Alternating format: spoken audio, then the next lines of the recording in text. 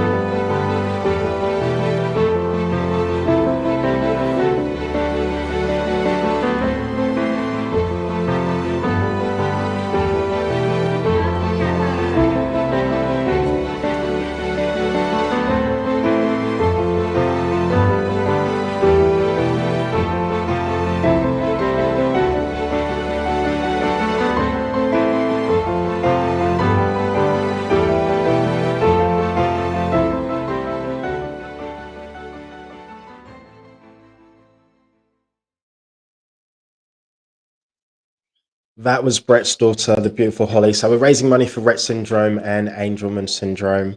So I'm going to get MITA out here right now because we're running behind time because I made a little bit of a boo-boo and started the wrong stream. So MITA, welcome to the stage. How are you? I am great, Dre. Can't thank you enough for this great opportunity. I'm a little bit nervous, but you know what? I'm going to put that aside because it ain't about me. It's about this great course and the message that I've got here today. So let's just focus on that. That's right. Nerves are a good thing. Nerves are a good thing. All right, I'm going to let you do your thing, and then hopefully I haven't screwed up in the back end. So Yep. I'll see you in about 20 minutes-ish. Yeah, I'll keep it on time. All right, so my name is MITA PARMAR, and I'm basically a confidence coach for Asian women who have either recently divorced or broken up in a long-term relationship. And what I do is I help them overcome and get through life and overcome divorce stigmas and cultural stigmas, and without losing face. So that's what I help women with. I specialize in that. So basically, I wanted to just start with, I'm not going to dilly-dally. I'm just going to get straight to the point. I know we're very short for time here. So what I wanted to do, really, I had a slide, but seeing there's some technical issues, I just put that aside. I'm just going to speak from the heart. A little story about a little girl. So this little girl, she was born into a very traditional Indian family, quite traditional. She lived with her grandparents, her parents, her siblings. There were about 7 of us, all together. And this little girl basically grew up as a carefree person. She loved, her badminton, every opportunity she would get. She would love to play with the dog Rocky. She was a bit of a tomboy, and she just had absolute no care in the world. She was someone who was very free-spirited, but she always used to ask why this, why that. And she had a grandmother who was very wise. And so she always used to kind of ask her grandmother about things. And so, but they never really got answered. They were like, because I said so kind of thing. So that sort of continued on.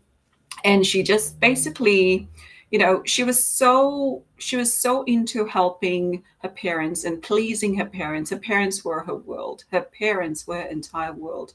She would get great grades at work, at school. She would help out every opportunity she would get at home.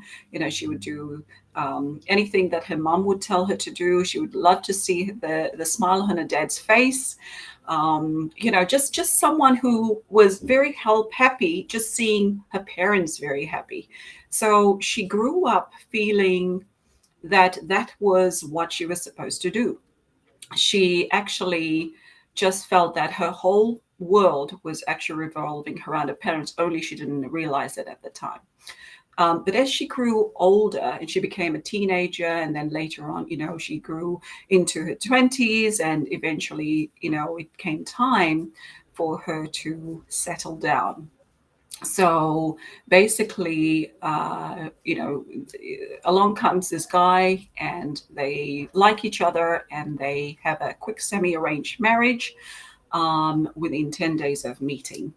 And so, long story short, she now moves from that family from her immediate family into her, with her in-laws, with her husband at the time, with her brother-in-law, and, just kind of feels like, again, she had the responsibility of, basically being there for everyone else all the time to really keep her in-laws happy, of course, her husband happy, her brother-in-law happy, everyone else happy, her relatives happy all the time. There was that expectation.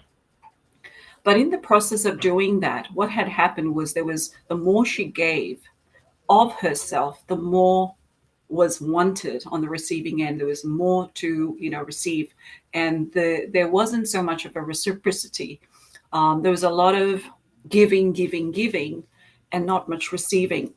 And in the meantime, what had happened was there was a lot of disconnect, a lot of pleasing happening, and she found herself not really connecting at all with her husband. And she tried to really do everything she could to make things happen, to do everything she could. She knew that the marriage was slipping away. She knew that it was kind of going downward. There wasn't any communication. There was a lot of emotional, manipulation. There wasn't physical manipulation or physical abuse, but there was a lot of mind games being played. And the more she gave of herself to her husband, particularly, the more she felt drained, tired, lost, hurt, and just completely not recognizing who she was. And about a year and a half into the marriage, she realized that she couldn't cope anymore. And then one day on a Friday night, she overdosed on a whole pack of medication. She found it in the cupboard, and she overdosed on that. And luckily, what happened was she was taken to the hospital, rushed by the husband. And when she was treated, when she came out of it, the first thing that came out of the husband's mouth was, "You did have to do that just to get attention, didn't you?" That was his first things, the first words that came out of his mouth. So long story short, went back home. Life was, went on as per usual for another few months. Nothing had changed. And basically, she just felt, there was one Saturday, she just couldn't take it anymore. She felt completely at a point where she couldn't hit any further. She was like rock bottom. She couldn't go any further down. She was completely lost. But there was one thing in her that said, this hasn't changed for over a year and a half. Nothing's going to change now. And there wasn't anything that she could do to make things happen or to turn things around, because nothing was improving. Nothing she could do or nothing she did actually make any difference at all. It actually made things worse. So that one Saturday in March, she made that decision after much contemplation to actually call it quits. And she decided to call the family in and basically, tell them that she would end the relationship. And she basically told them and announced, and the shock and the horror on the faces of all of these people was You couldn't describe it. They sort of thought something was going on, but they weren't really even aware of just how bad things were, because this person was keeping it all inside of her all this time. Only the husband knew sort of what was going on, but nothing was going on. So anyway, when that happened, there was a lot of drama. There was a lot of, blaming and finger pointing and all sorts of things. It was terrible. The whole scene was terrible. But she walked out. She made that decision that that was final. And she took that courage. She took every bit of courage in her to say, this was it. Nothing's going to change. I must change. And so she actually decided to walk out of that marriage. And that day, on March the 13th, at about 5:30 p.m., she walked out of the house, caught a cab, and went back. Her family members knew somewhat what was going on, because she didn't tell her family, because it was completely taboo to do such things. So she kind of said, something's up, and I'm going to explain when I get there, she said. So when she explained things, she basically went back to her family and she explained this to her parents. She sat them down and explained it to her parents. And they didn't want to understand what was going on. The first inkling was, go back. This can't be happening. This will not happen in the family. This is not good for the family name. And this is something you have got to make it work. So she felt completely abandoned in that moment, because she thought, well, at least her parents would understand, but they didn't. And they didn't seem to want to understand, which made things worse. So she felt alone, and she felt abandoned, and she felt something deep down inside said, this is it. There was no support. She didn't actually connect with her friends because she wasn't allowed to, and things like that. But basically, the parents weren't there for her. Her whole world, her whole entire time of her upbringing and everything, where she made her parents, her everything weren't there for her in that moment. So you can imagine how she felt. So long story short, months went by, and with all the disconnect and the arguments and the debates and the discussions that completely tore the family apart in that time, she kept telling them that she wasn't going to go back, because she had made up her mind, and that she was never going to go back to the old way of living. Eventually, they didn't accept her. The parents didn't fully accept her or what she was doing, but they eventually started to kind of come around a little bit and sort of say, well, look, you've got some time to think about this. In the meantime, you can stay and just ponder on what you could do to try and make things happen still. A few more months went down the track, and basically the ex-husband came around and tried to, patch things up, and tried everything, and, threatened to kill himself and all sorts of things that happened. And basically this girl again felt very torn apart and thought she was responsible. She felt guilty. She felt the shame. All of these things were happening. But something within her said, this was it. She cannot go back to the old way of thinking and the old way of living her life. So she said no to him. She called him up and wished him well, and basically decided to choose to move forward with her life. And it was one of the most painful moments in her life, not just to leave, but also to actually then live with that for the next good few months, and, the time moving forward about what she was going to do now. It was super scary for her. It was so scary because she didn't know what she didn't know. She was in the dark. She didn't have a sense of direction. She wasn't clear on what she wanted because she was so busy with pleasing everyone else and keeping everyone else. When she looked in the mirror, she didn't even realize who she was anymore.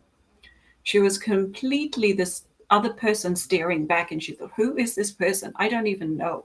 That's what she said to herself. So over the period of time, her sister stepped in, her older sister, and she provided that support that was missing for a short period of time. And she said, this is not, this is what she needs right now.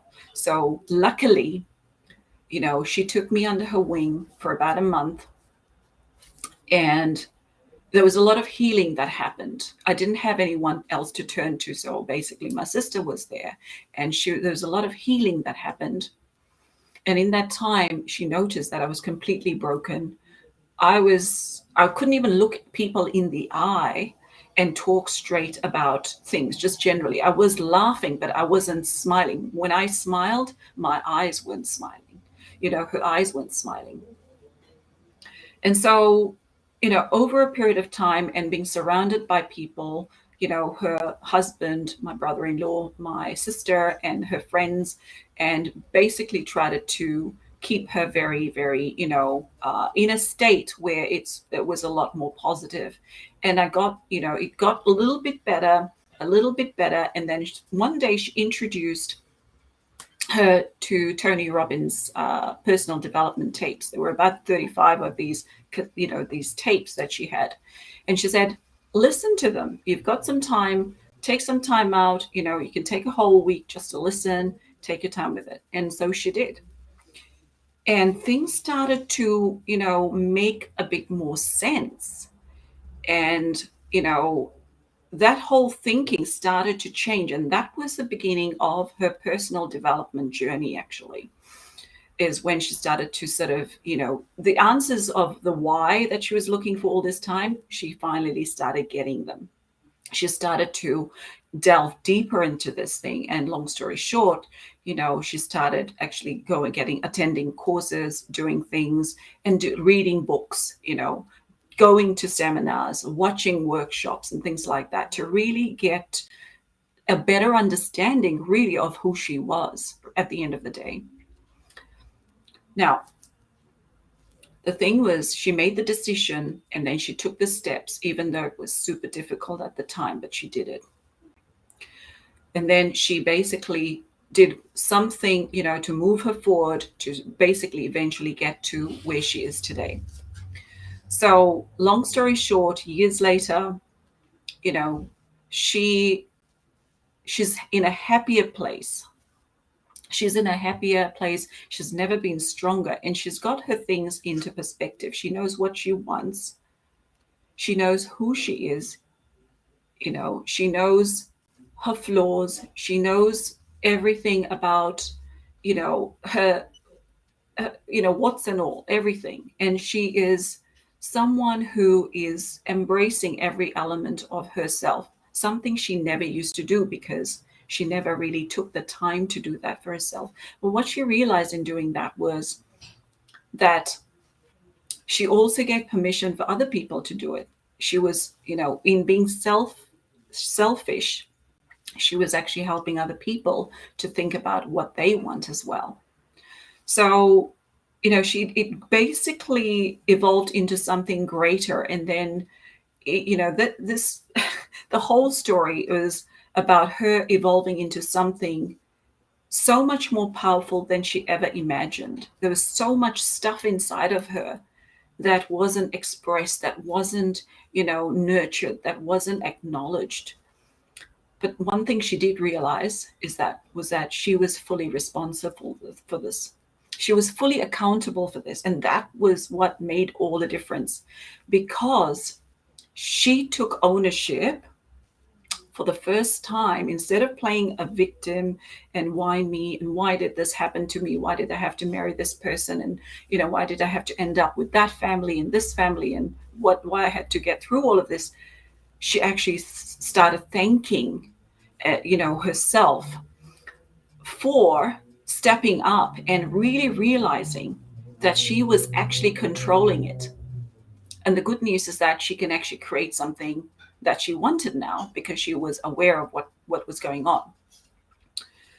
So she embarked on this journey of personal development and, became a certified NLP practitioner, you know, did landmark certifications, became a feng shui coach, a self-image coach, a strengths coach, and all of these things taught her a lot more about herself than anything else.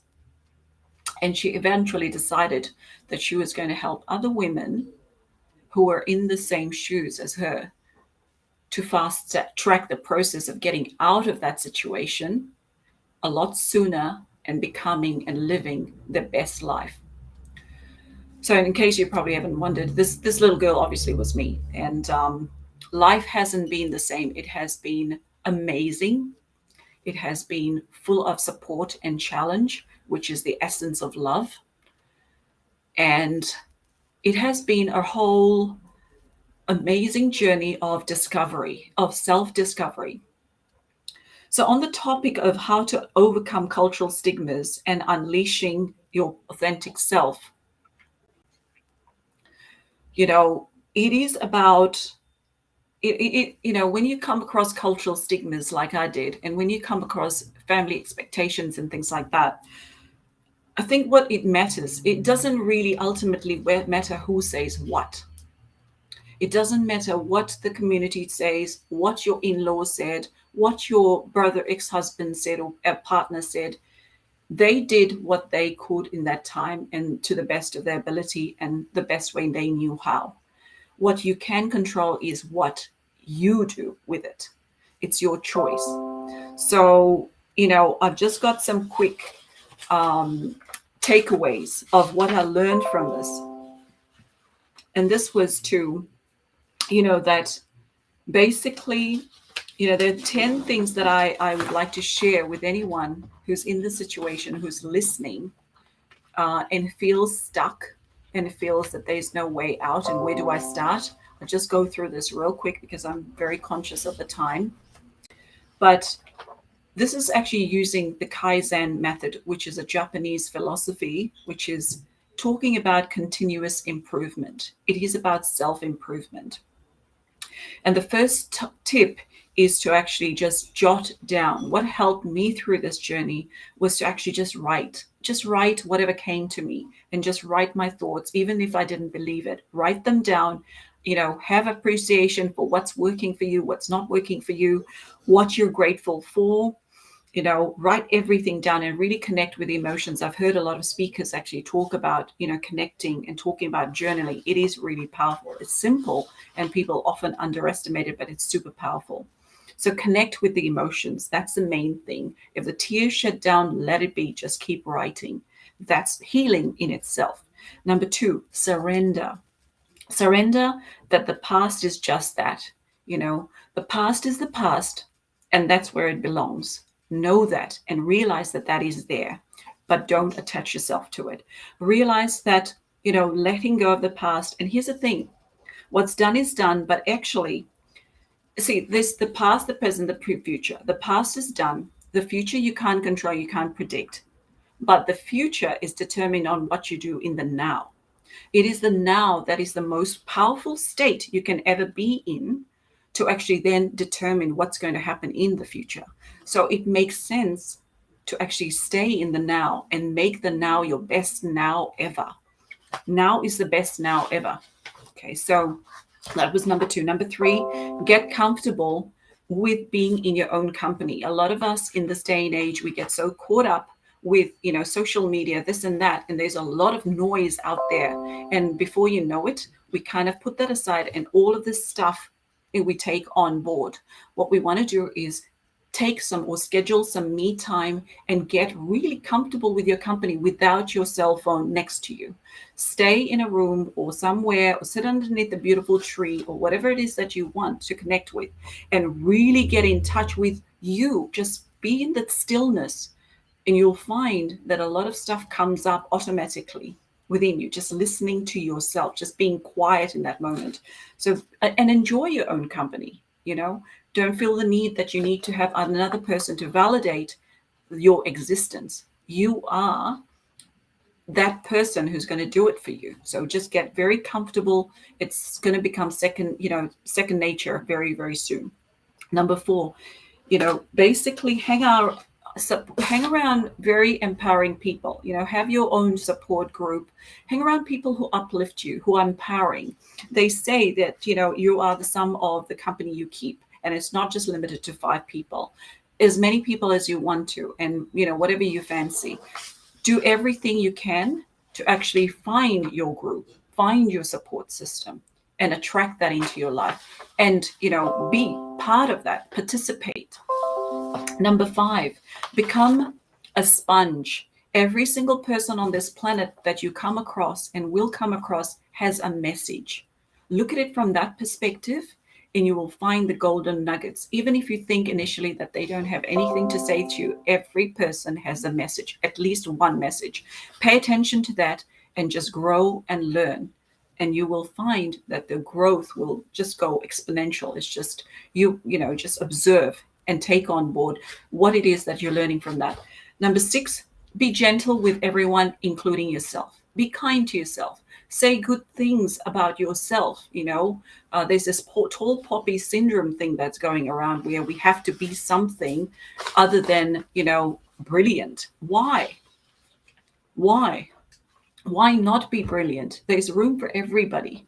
So why not be your most brilliant self and allow others and give others permission to be that?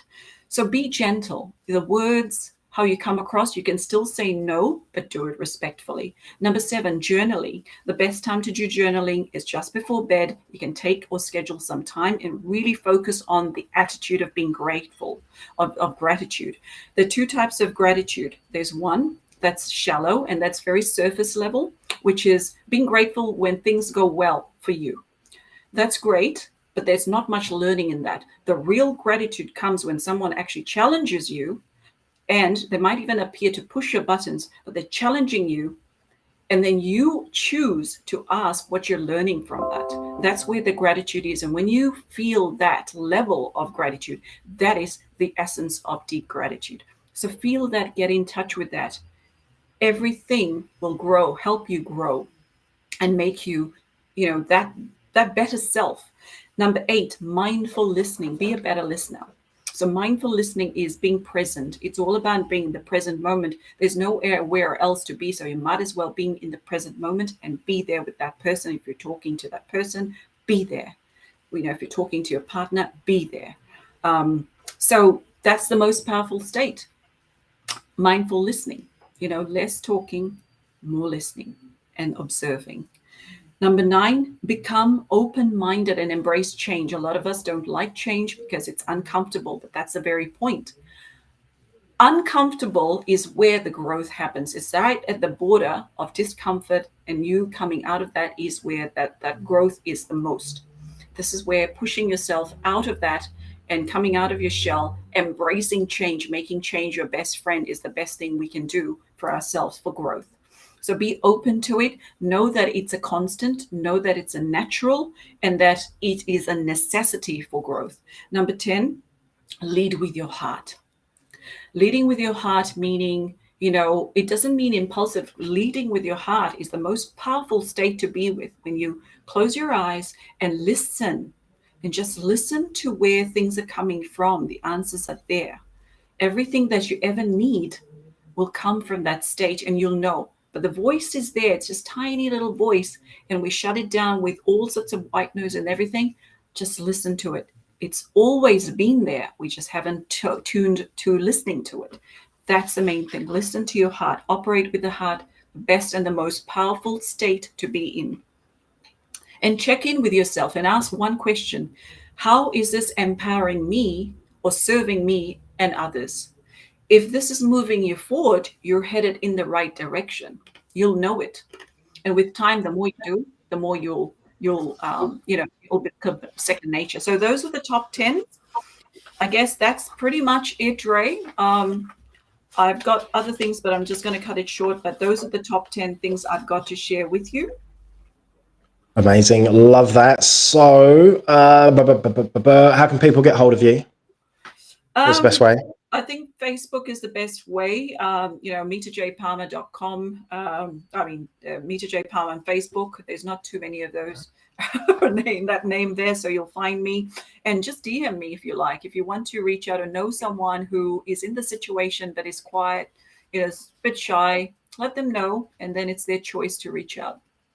Awesome. And one last question. Do you have any final words for us? So anything like maybe a quote, something motivational, something empowering, or even if you want to, You know, I maybe a dad have, joke? Or... yeah, dad joke. I do. A dad joke I'm not so good at, but I do have a joke. It says, what did one hat say to the other? Oh, I think I know this one, but I can't remember. Just pretend you Oh, I don't. can't remember. Yeah. Okay. Wait here. You wait here. I'll go ahead. Love it. I love it. I love it. I love it.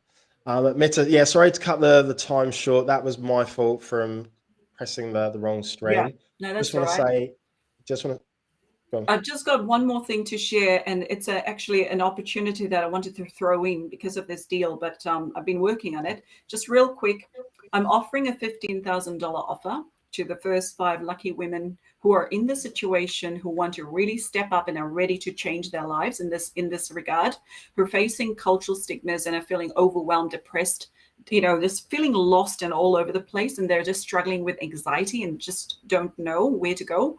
This is your chance. And it's a 6 weeks course, and basically if you know someone, let them know, pass on the message. Happy to take them on. Got to be ready though. Awesome. So just so I was clear, did you say $15,000, 15? It's a $15,000 deal. Yeah, it's a $15,000 giveaway, and it's Oh, free. giveaway. That's okay. Yeah. Love that. Oh, jump on it. Jump on it right now. $15,000 Right, yeah. giveaway for 5 women. Okay, you guys better jump on that. All right, MITA, just want to say I love you to pieces. Thank you for everything today, all the support that's been happening behind the scenes as well, and being part of what we've created over the 3 days and contributing. So you're an absolute superstar. No, thank you so much for this opportunity, and I can't thank you enough. I mean, the energy in this room, the energy over these past few days, Dre, amazing. And you're just going to get all that right back. You're just going to get all that right back and tenfold. So keep doing what you're doing, get some rest. And if I don't catch you tomorrow, happy birthday. Oh, is it my birthday? It's your birthday. So make the most of it. Have your cake and eat it too. And yeah, really enjoy this. What a fantastic way to, spend your beautiful day. So enjoy it. And thank you again for this wonderful opportunity. I'll keep sharing. Just one quick question about this charity. It's not going to end when this ends, right? It's going to be ongoing so that people. Oh, yeah, it's always ongoing. Yeah. Yeah. So they're Okay. Awesome. always ongoing. Yeah, great. Yeah, thank you. Awesome. Thank you guys. Thank you very much, Dre. Okay. All the best. You're welcome. All right, bye. All right, so that's the wonderful, sensational MITA, and we've got one of my favorite people in the whole wide, I'm not going to say world, I'm going to say universe. I first met her 2018, Tony Robbins. We were telling each other like dad jokes and just like dancing, jumping up and down. Haven't seen her for years, but she is absolutely crushing it in her business. I think she's living back in sunny England. Well, it's sunny at the moment, but anyway, enough. Let's give a big, massive warm welcome to one of my faves, Sarah Pickering. Yo, hello. Oh my God, this is so good already. I miss your face. It's been years. I miss your face. I miss the laughs, the constant energy bot. Yeah. All right, so today you're going to be talking about manifesting, is it the fuck out of anything? Is that? Any fucking thing. Yeah, let's go. All right, I'm going to leave you and then I'll be back in about 20 minutes or so for any questions. Much love. Yeah? Much love. Okay, thank you, Angel. Oh. Well, that was your question. You go. Hello, beautifuls. I hope you're all phenomenal. I'm Sarah Joanne Pickering. I was living in Bali. I'm back in the UK now, and I've created a beautiful, beautiful life. It wasn't always this way, as many of you probably gone on a similar journey in a lot of ways of it being absolutely fucking wank, and then was using that pain and turning it into power and creating just a phenomenal life in every area. Like I posted the other day, I've never been happier, and it just keeps getting better and better and better. But it's because I've hacked into certain things where I can manifest absolutely fucking anything. And I want to help you guys be able to do that too. It's what I do with my clients. It's something that I use modalities. I'm very in the spiritual, very in the self-love, very into energy and things like that. But I'm also very into like the human, how we work, how our brain works, the human behavior and things like that, and combine the two to create magic. So I want to help you guys obviously tap into that as well.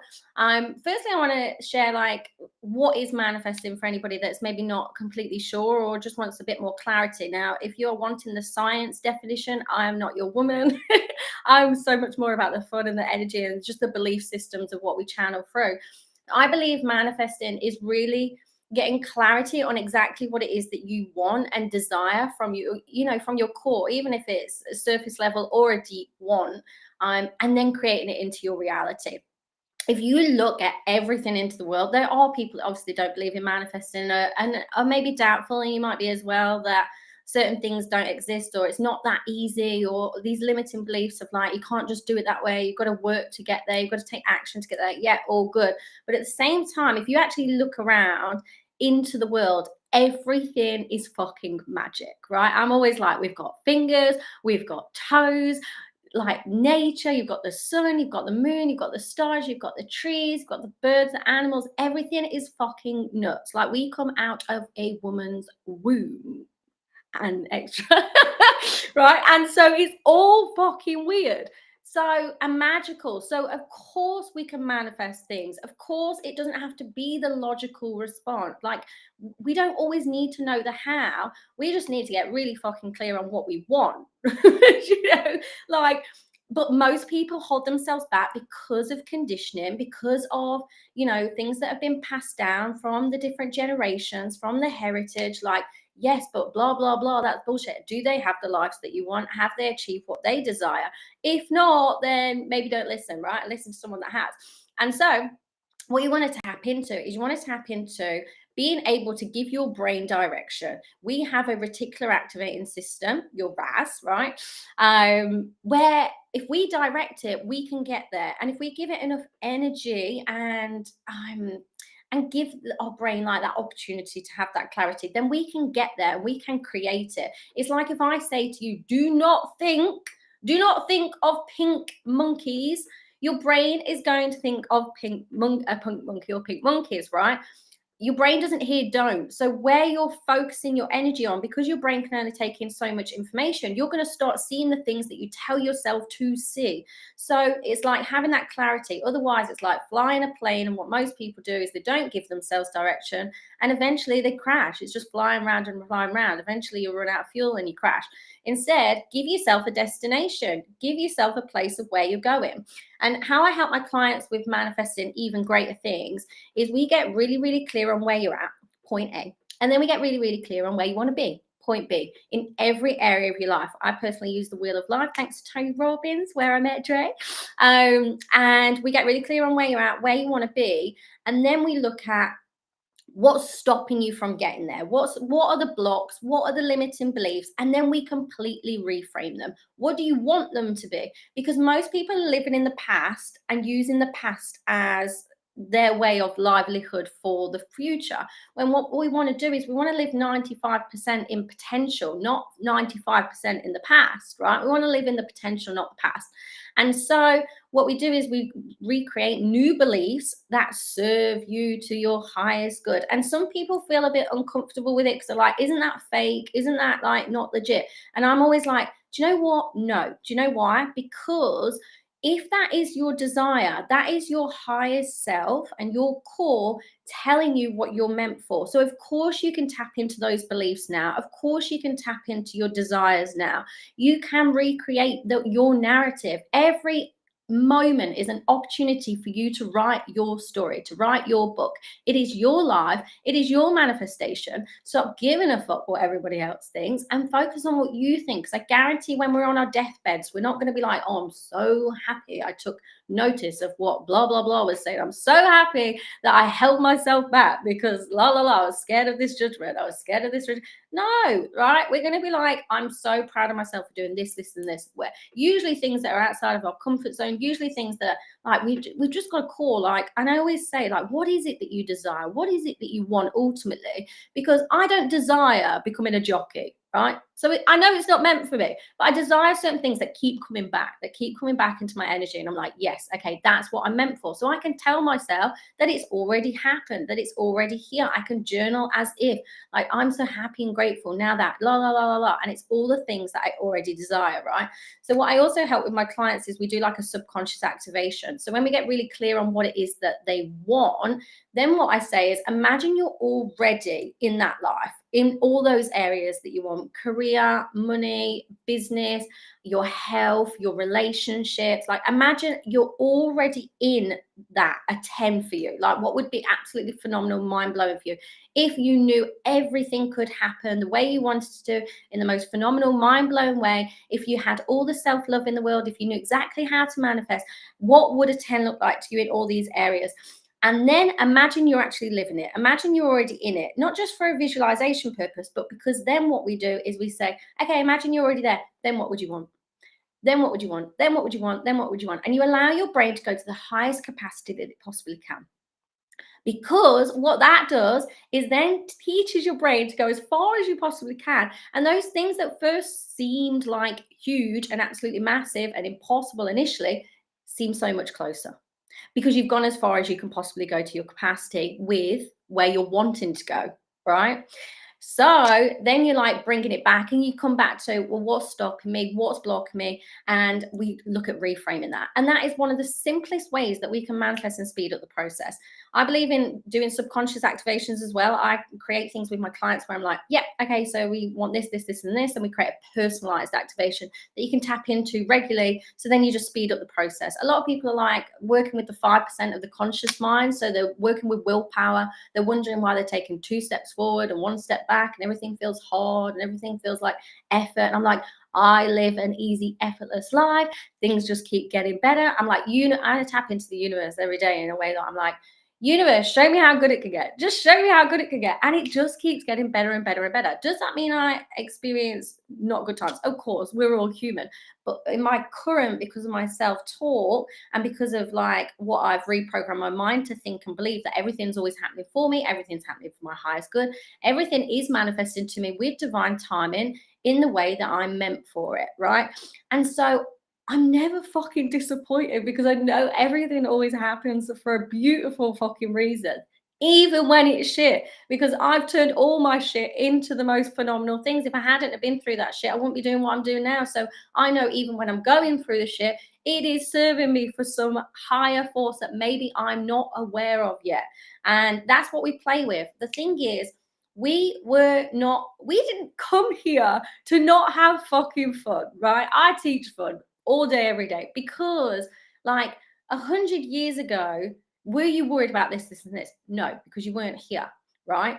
In 100 years, are you going to be bothered about this, this, and this? No, because you're not going to be here. So we're meant to have fun. That's the whole point of being here. We're meant to manifest the tangible things. Is the whole point of being here. Otherwise, I believe we would have just stayed in spirit. Us humans have come into this human vortex for us to manifest the tangible things. And I believe always coming back to love is the absolute answer, ultimately. Like forgiveness, love, like healing, manifesting, all the things, because ultimately we have got this one life, and it's far too short for us to be worrying or focusing on things. I understand that our brain is not designed to make us happy. It's designed to keep us safe. So what I do is, when that self-talk comes up of the doubt or the sadness or the things, I believe in feeling is healing. I don't believe in suppressing and necessarily always changing your state straight away, because especially being very in the feminine, I'm like, feeling is healing. Like if you keep suppressing it, it's like dragging a kid through the supermarket where they don't want to be there. Do you know, like it'll come and pop its head back up as well.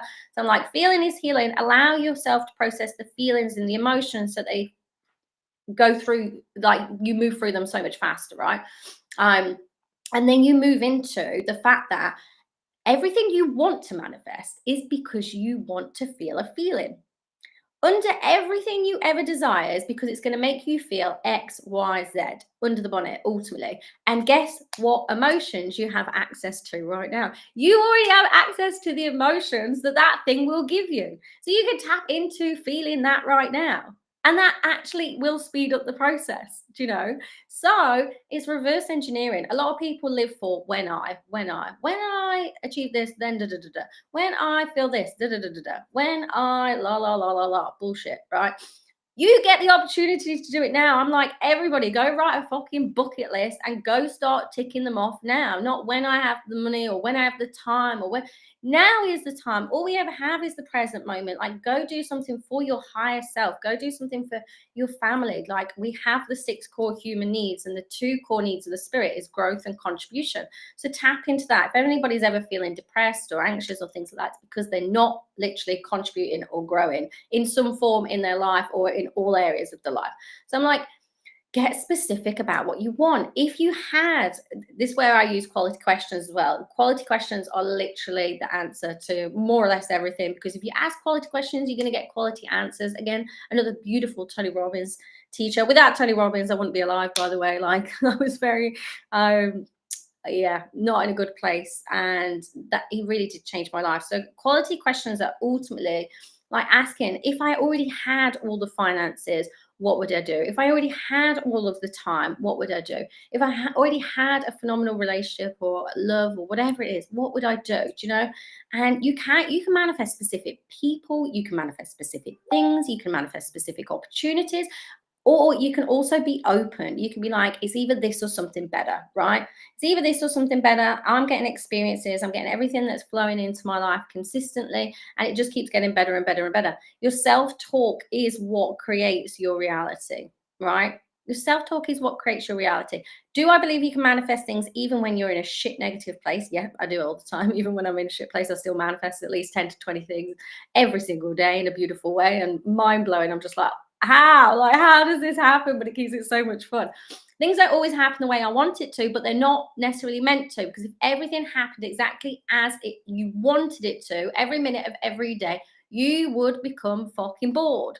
So we're meant to like experience surprises and things that don't necessarily happen exactly how we want them to happen. It's embracing the uncertainty of life, because we convince ourselves that things outside of us are certain, and they're not. Nothing's certain, right? Literally nothing's certain. Something could happen. When you meet someone, it happens in a moment. When an opportunity comes, it happens in a moment. Like, everything happens in a moment. So we get to almost tap into connecting with the fact that nothing is certain. The certainty comes from us. If we can tap into the certainty that we do manifest all the time, that we can manifest anything that we desire, we can create it. If manifest doesn't resonate with you, that word, change the word, right? You can create anything you desire. You can have anything you desire. A lot of people say, well, what's holding you back? Maybe self-love, self-confidence, like doubt, like not feeling good enough, not feeling worthy, not feeling safe, not feeling loved, right? Guess what? Everybody's got it. Everybody's got it. So we've got to get out of our own way and come back to, I am always enough. I'm always worthy. I'm always safe. I'm always loved. And I manifest all the fucking time, right? And that is how we come back to it. And then to do the subconscious side of things, because obviously the subconscious controls 95% of what we think and do and feel and all the things. We speed up the process. It's like, you don't get extra badges at the end of the day for like working yourself and grinding yourself to the floor, like, because everybody's so involved in their own world anyway. Nobody's really going to be that bothered. So you might as well just make it easy for yourself and speed up the process with your subconscious mind, the 95%, rather than working with willpower, the 5%. It's like, I always use the example of, well, how do you know like subconscious willpower, things like that? Well, like, to give you an example, everybody knows how to lose weight. You eat healthier, you exercise, you eat less, right? Yet why doesn't the majority of the population do it? Because their beliefs aren't supporting them. Their energy isn't supporting them. So we need to change the beliefs and change the energy of your identity, who you believe you are, what you believe is possible for you, what you believe about your life, yourself, everything, and change it. Because most of those beliefs have come from childhood anyway, and conditioning of people that don't have what you want. So it is your job. Like, let's stop playing in victim and come back to the fact that, yes, have we all gone through shit? Yes, hello, of course we have. Just in different contexts, right? It's not a fucking competition. We're here to connect. We're here to love each other. We're here to support each other no matter what. And so it's coming back to really tapping into your personal power, You have the potential. Yet, are you going to choose that potential, or are you going to choose the shit? You're always consciously making a choice with regards to like having disempowering or empowering beliefs. People will say, oh, you know, it doesn't actually take any extra effort for you to have empowering beliefs and for you to believe that you can manifest. It just takes a change. That's all it is.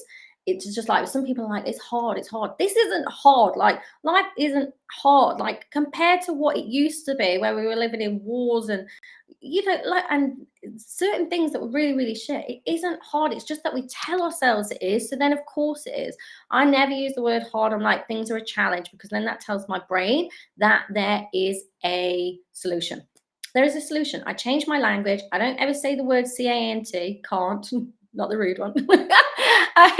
I don't ever say that, because there's so much proof in this world, like Roger Bannister, like Tony Robbins, like some of the greatest people in the world that have proved that the impossible is possible. Like, we fly planes now because of the impossible. Like, we drive cars, we have internet. I'm doing this online to whoever's watching, but like this 30, 40 years ago was just unheard of. Like, it would have been crazy.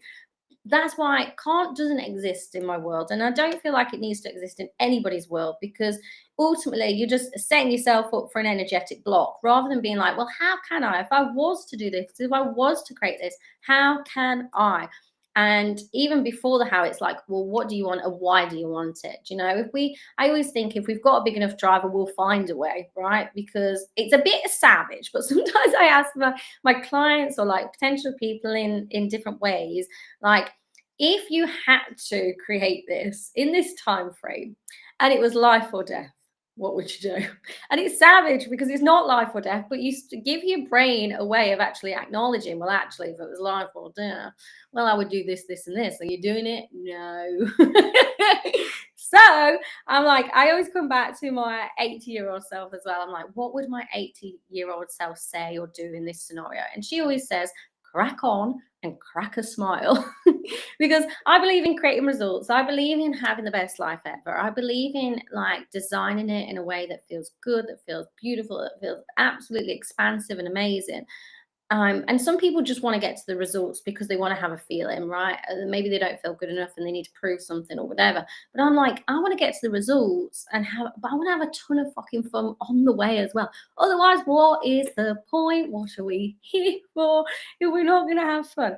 So I really help people activate like their self-love within themselves, like knowing that they can have anything and knowing that they can create the life. Like, we design it based on their personality profiling. We design it based on their childhood, what was they interested in, and based on their adulthood of like what's come in their experiences that they love.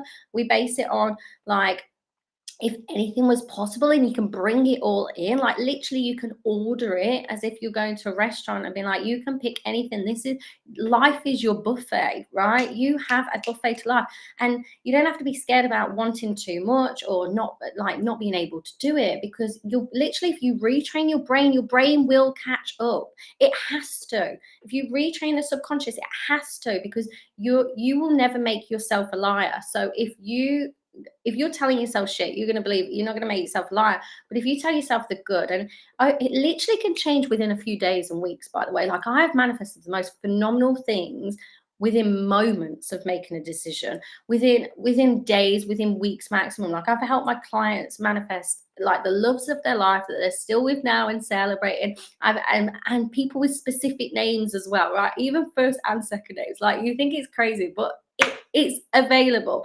I've helped people manifest, like, we did one client activation with money side of things, and she manifested a 50 grand pay rise 3 days later. Like, there's just so many things you can manifest, and it's literally available to you right now.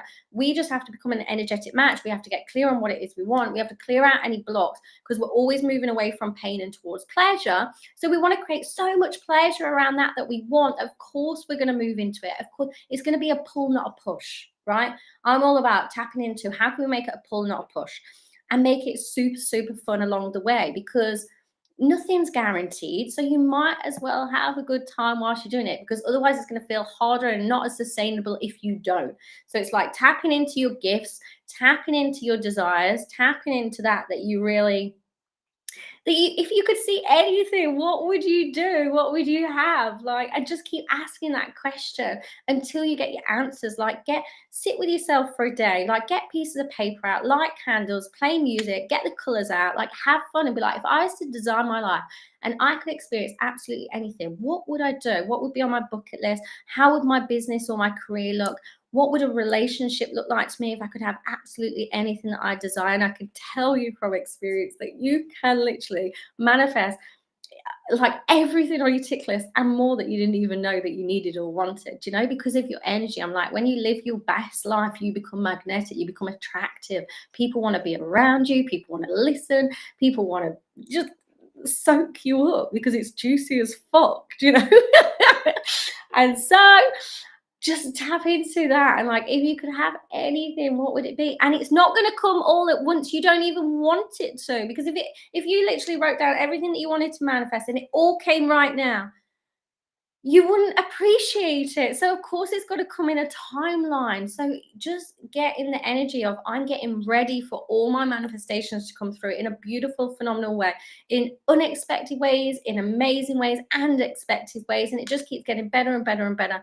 I'm so fucking grateful and appreciative of how my life is now and how it keeps going. We use the past as data. We don't live in it. We use the past as data to show us how we can heal, what we can change, what hasn't worked and what has worked. Just use it as data, because this is a computer system and it's been inputted with data, and we get to like clear it out and re-input the new data. Like we have to have a system reboot in our brain, you know, to be like, right, this is what I want now, universe, and this is what I want now, brain. And we're going to give so much attention and focus and energy to that. We're going to release the attachment because we know that it's either this or something better, and it's going to come in divine timing. But we just get fucking excited about the fact that it's on its way. How would you feel if you knew 1,000,000% in your heart of hearts and in your core that of course it was going to happen, and live from that place, live from that feeling?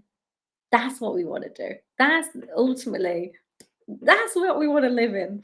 So I trust this was valuable for you all. Like, this is just a small nugget of what I teach and my energy and things like that. And I just hope that this can like go out into the world to everybody. Hello, my love. Hey, do you like boxing? Yeah. You do? All right. Well, somebody called Mike Tyson because that was a knockout. You absolutely. Oh, thank you, Angel. You're a legend. Oh, do you know what? I realized like why I missed you, because I love that you're just you. You're just Yeah, you. I love it. I love and it, that's what man. it's meant to be, though, isn't it? Do you know, my Yeah. main saying is like, chuck it in the fuck it bucket. All right. What's the best way for people to get hold of you? I'm probably Facebook or Instagram, always Sarah Joanne Pickering, my full name, and just DM me. I do at the moment, it's not going to be forever, but I do complimentary manifesting booster sessions for 15 minutes, just so that I can channel and personally tap into people's energy, and see where they're at, where they want to be, what the blocks are, and then tell them, okay, do this, you know, and that's what's going to, you know, take you to the next level. So I do 15-minute complimentary manifesting booster sessions at present. So if anybody wants them, they can just DM me and ask for those. Awesome. All right. What about like workshops, challenges, seminars, webinars, Nothing anything like that? Yeah. No, nothing at the minute. I just go with the flow. I'm like, whenever I feel like it, I'll do some. Sarah, thank you so much for today. That was absolute fire, and it's just so good to see you. Because I haven't spoke to you for like ages. I love you, and thank you so much for doing this. It's phenomenal, and everybody's phenomenal. The energy's buzzing. Like, just being in the background of everything as well is like super fucking pumping. Do you know? So, you're doing so much good for the world. Everybody's smashing it. Everybody's good. Love it. Yeah. All right. We'll catch up soon. Yeah. Thank you for everything. Yes. You are amazing. Much love. You're phenomenal. Love you. Bye. And have an amazing birthday tomorrow, but I'll speak to you anyway. Bye. All right. So Sarah, now we've got my main man. All right. Let's get him out of here. Mr. Aaron Huey. How are you, legend? The coach for tradies. Can you hear me?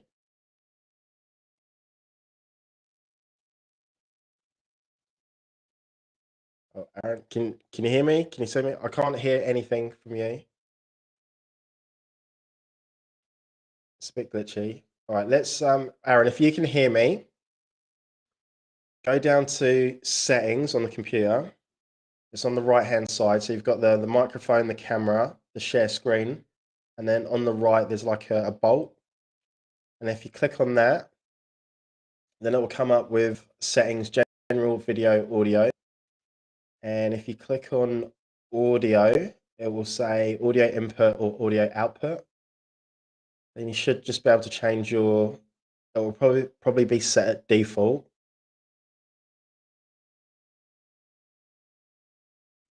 And then just choose like the microphone or the computer.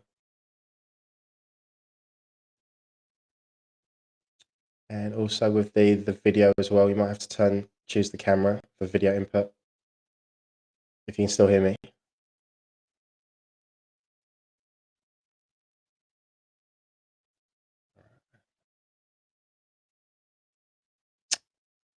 Could tell a joke while we're waiting. So I've got like a pretty funny joke. I'll give it 30 seconds. All right, if anyone's watching, I think there's a few people watching. Just tell me if you can hear me. And tell me if you want to like hear a joke. Best jokes. Hey, buddy. Can you hear? Oh, I can hear you now. Not anymore. Okay. Yeah.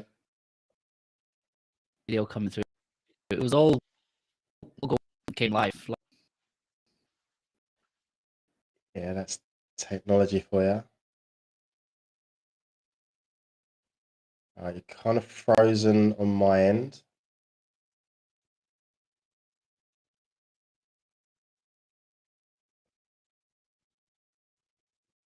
Buddy, yeah, I can't hear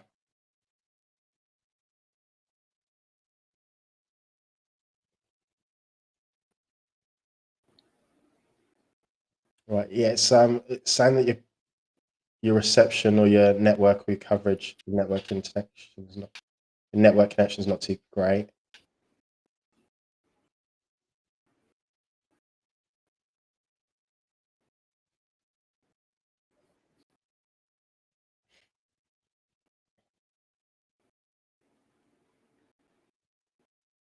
All right, Aaron, do you reckon you could like maybe tether off your mobile phone or something? Or maybe if you're using the Wi-Fi or the Wi-Fi? Yeah. Oh, yeah, sweet. Okay, cool. All right.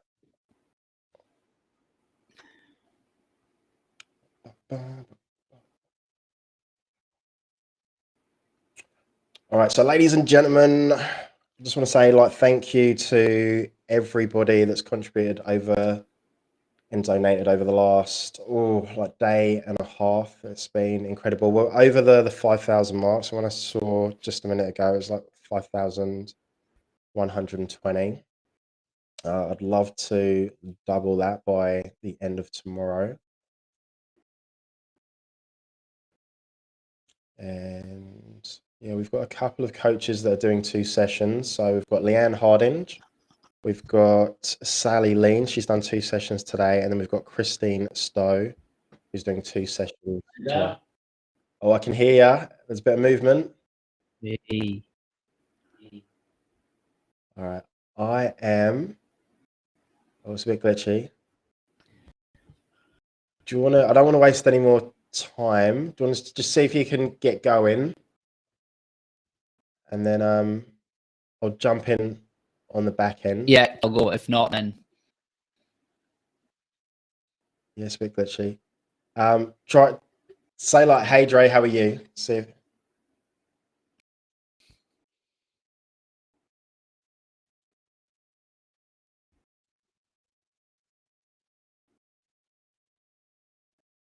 All right.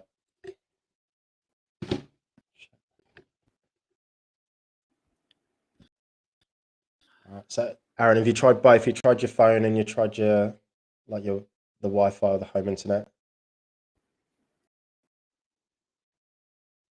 Yeah, thanks, Sipo.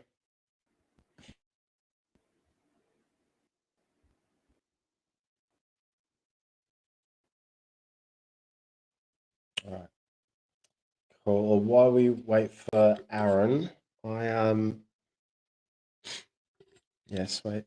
All right. So yeah, just want to say, yeah, once again, thank you to everybody that's contributed and donated over the last, I'm going to say last, yeah, couple of weeks. So from like the very start, the coaches that jumped on early and that were straight in, and also the coaches that have helped me find other coaches to jump on board. Like what we are doing is, as a collective, is just, yeah, phenomenal.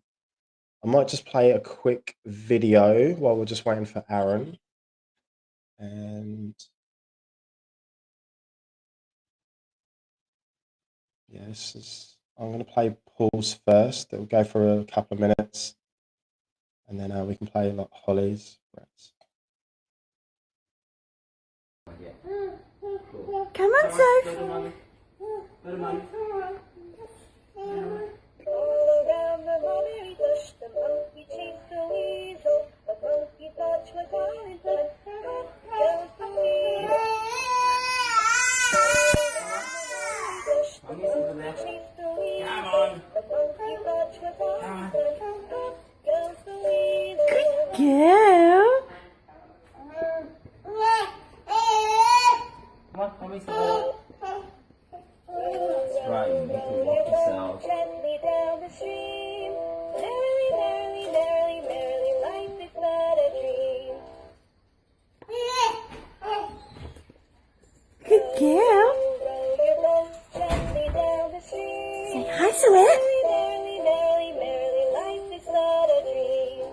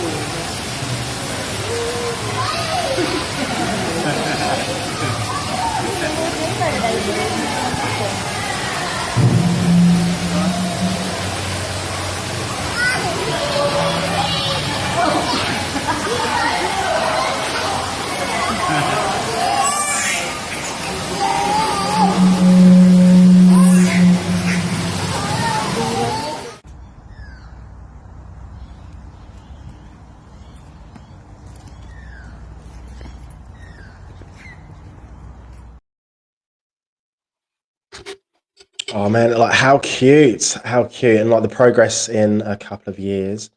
All right, so next up we've got HARAN SINGHAM in about 15 minutes or so. Yeah, it's awesome. We'll play one more video, and what I reckon, if Aaron doesn't come back, we can probably take like maybe a 5-10 minute break. I won't tell any dad jokes. I don't think anyone needs that right now. And then this is Brett's daughter, Holly, and this video is about a minute.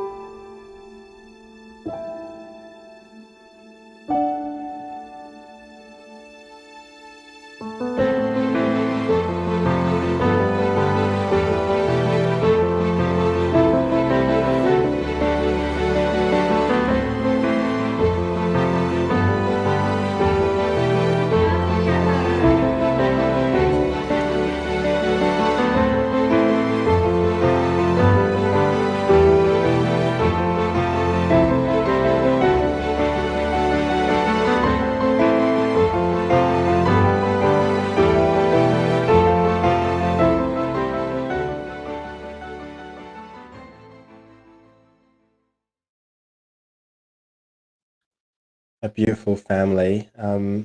Ladies, gents, if you can donate any amount at all, that will really go a long way. So I know that with Rett syndrome, Aaron's back, that they're close to finding a cure. So anything at all will help. And right, we'll get Aaron out. Hey, buddy. You okay now? Oh, that sounds clear to me. That sounds clear. All right, I'm going to leave you to it, and I'll see. We've got about 15 minutes to go. Yeah. Okay, so technical difficulties me. I'm gonna have to cut this down. So I'm Daniel Huey. I'm a coach to tradies. 70 years hustle talk coaching. Now, basically, I work with guys who pretty much were myself 3 or 4 years ago. So the life of a tradie is leave school at a young age.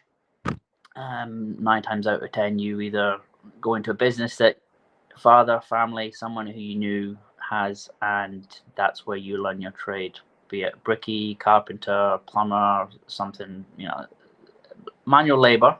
And that's where you start out. And anything, most people are like me, I want to be a carpenter, and that's all I ever wanted to do. I had no interest in working in an office. I had no interest in working in a supermarket, clothes store. I just wanted to build.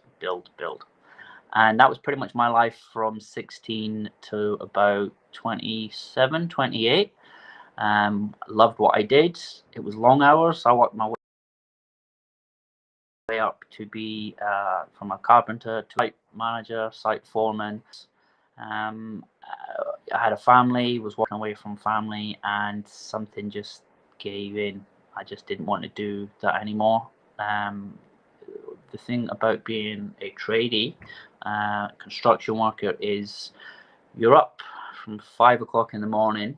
You work 10, 12, sometimes 14-hour days. 9 times out of 10, it's 6 days a week for most guys.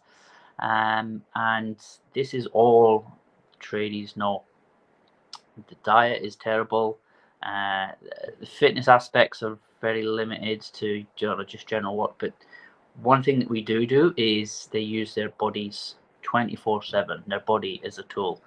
And this has a huge effect on not only the time away from the family, as I say, their diet, their stress levels is just through the roof. Whether you're just a general tradie who's getting pushed to finish a job, or whether you're a site foreman who's pushing the guys to do the job, it's all go. And for me, I just stood back and went, this is life. Than this. And not all the guys I work with, not all of them have that. A lot of them just want guidance as to how to better their life, how to focus on their wellness, their mental health. Mental health is a huge issue right now. It's getting recognized a lot more than what it ever has, but it's still this huge stigma, specifically in the construction industry, where, as you can imagine, it is guys who are, manly, old school guys, kind of here in Australia, it's she'll be right type mentality. They don't talk about their feelings. They don't talk about, their issues. They just bottle it up, go home. 9 times out of 10, they either piss it against the wall or they stuff it up their nose, and they'll have a weekend. They'll come back Monday, they'll start, and they'll do it all over again. So I sat back and looked at this and thought, there has to be something different. What can I do? And I found personal development, and for me, that was me look at what it was I was doing differently, the benefits, why I was there with my job. I didn't want to anymore, but there's guys who that's all that they know. So what I do with Hustle Talk is change the guys' mindsets on, rather than complaining and bitching and whinging about this job that they hate, that's, it's eating into their mental health, it's eating into their relationship, it's, it pretty much, they live for the weekend comes and goes and they start again. Rather than living that mentality constantly, start to think a bigger picture. Monday to Friday is your work job. It pays the bills, it pays the rent, it puts food on the table. And something else that's never really told to tradies, or never really told to young guys, trades make a lot of money. It's the finances, the pillars of what they should have, rather than just work, weekend, work, weekend. Now I'm 36 years old, and I only really have started to look at how finances, the 4 different pillars of finances, your investments, thinking for later days. Traders don't think that way. They are constantly chasing money. They are constantly chasing jobs. They are constantly thinking about where they can get their next pay from. So with Hustle Talk, we go through everything from helping them look at how they can better use their money, how they can better set aside money for, not so much a rainy day, but later on in life, so that they don't have to be working to their 40, 50 and 60 like a lot of old school trading guys do. That's all they do, and it's because all they know, that's all they'll ever do.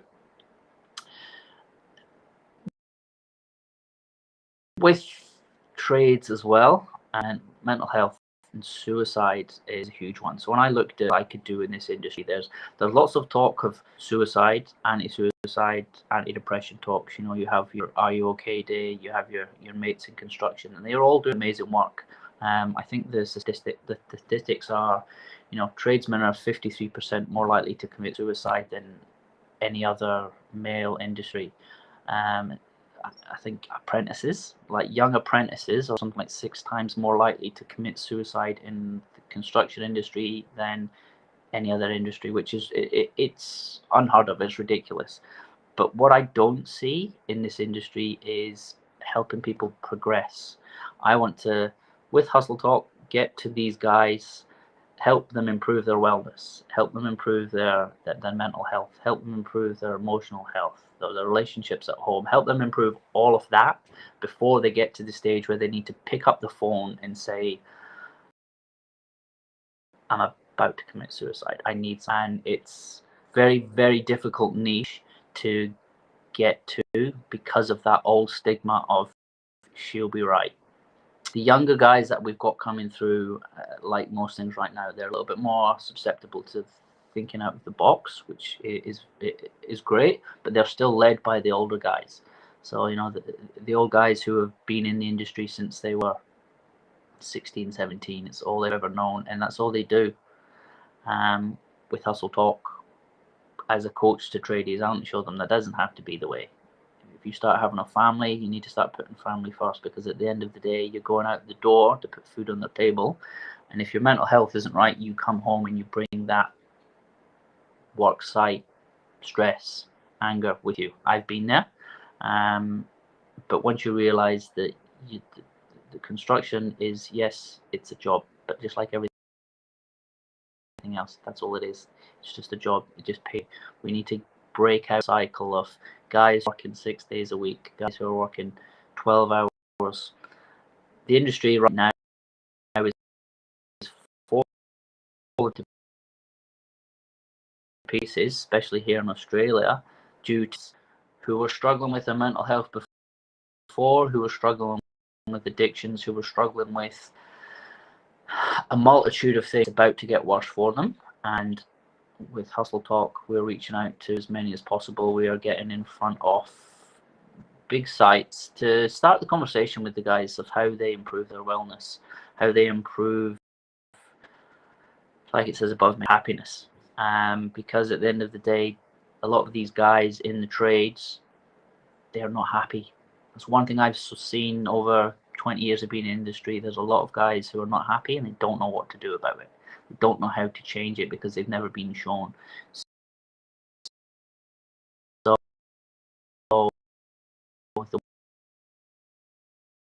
what I'm doing, it's showing them the tool they do. They're not that I'm a tradie.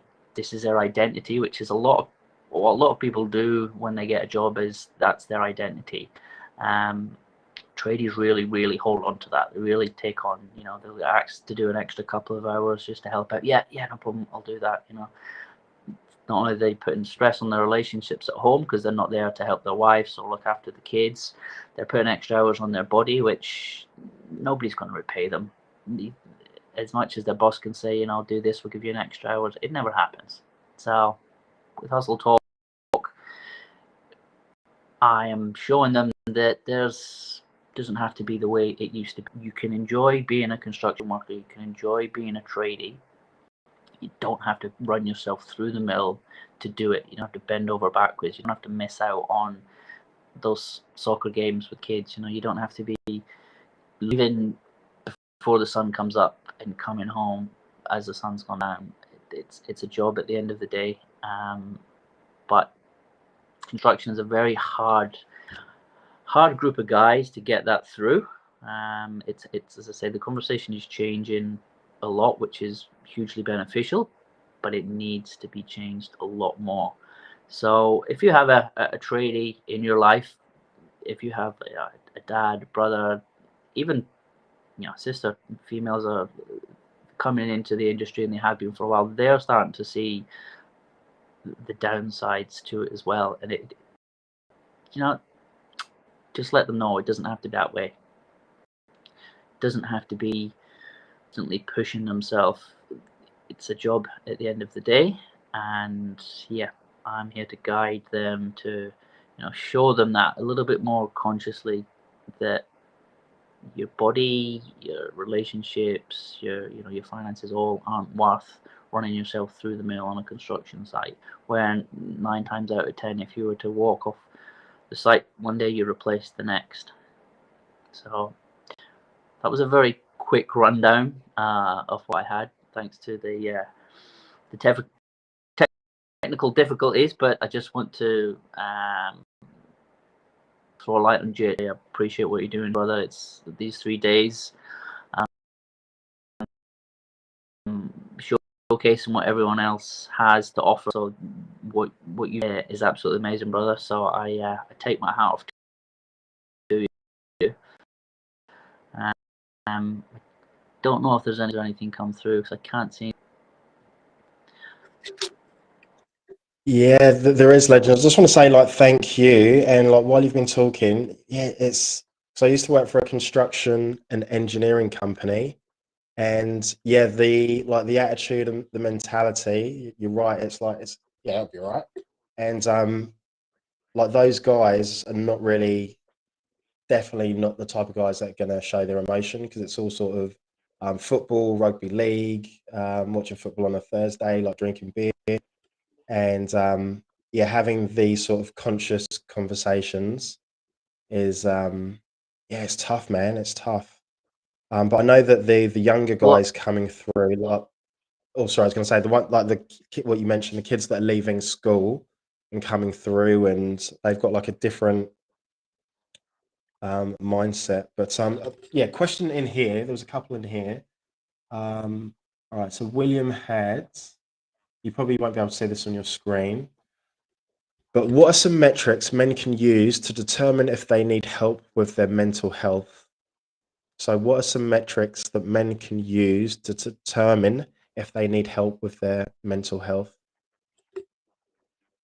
One for me was I used to get.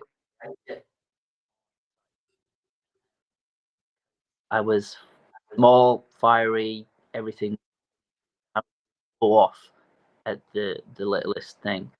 And when I became a little bit more conscious about myself, I was then able to step back and look at things in a different light. And I actually became, they would start to call me the Zen master, because shit would be going off. Concrete trucks would be going here, there, and I'd just rein it in, just take it in and just take stock. And I think in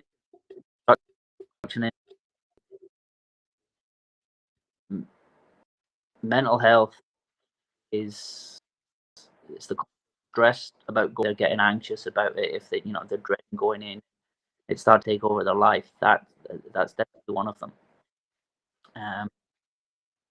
Anger on site, if you're blown up at least little thing, that's when I'd be questioning, what's going on. Why am I coming? Yeah, it's good one. I need to address this.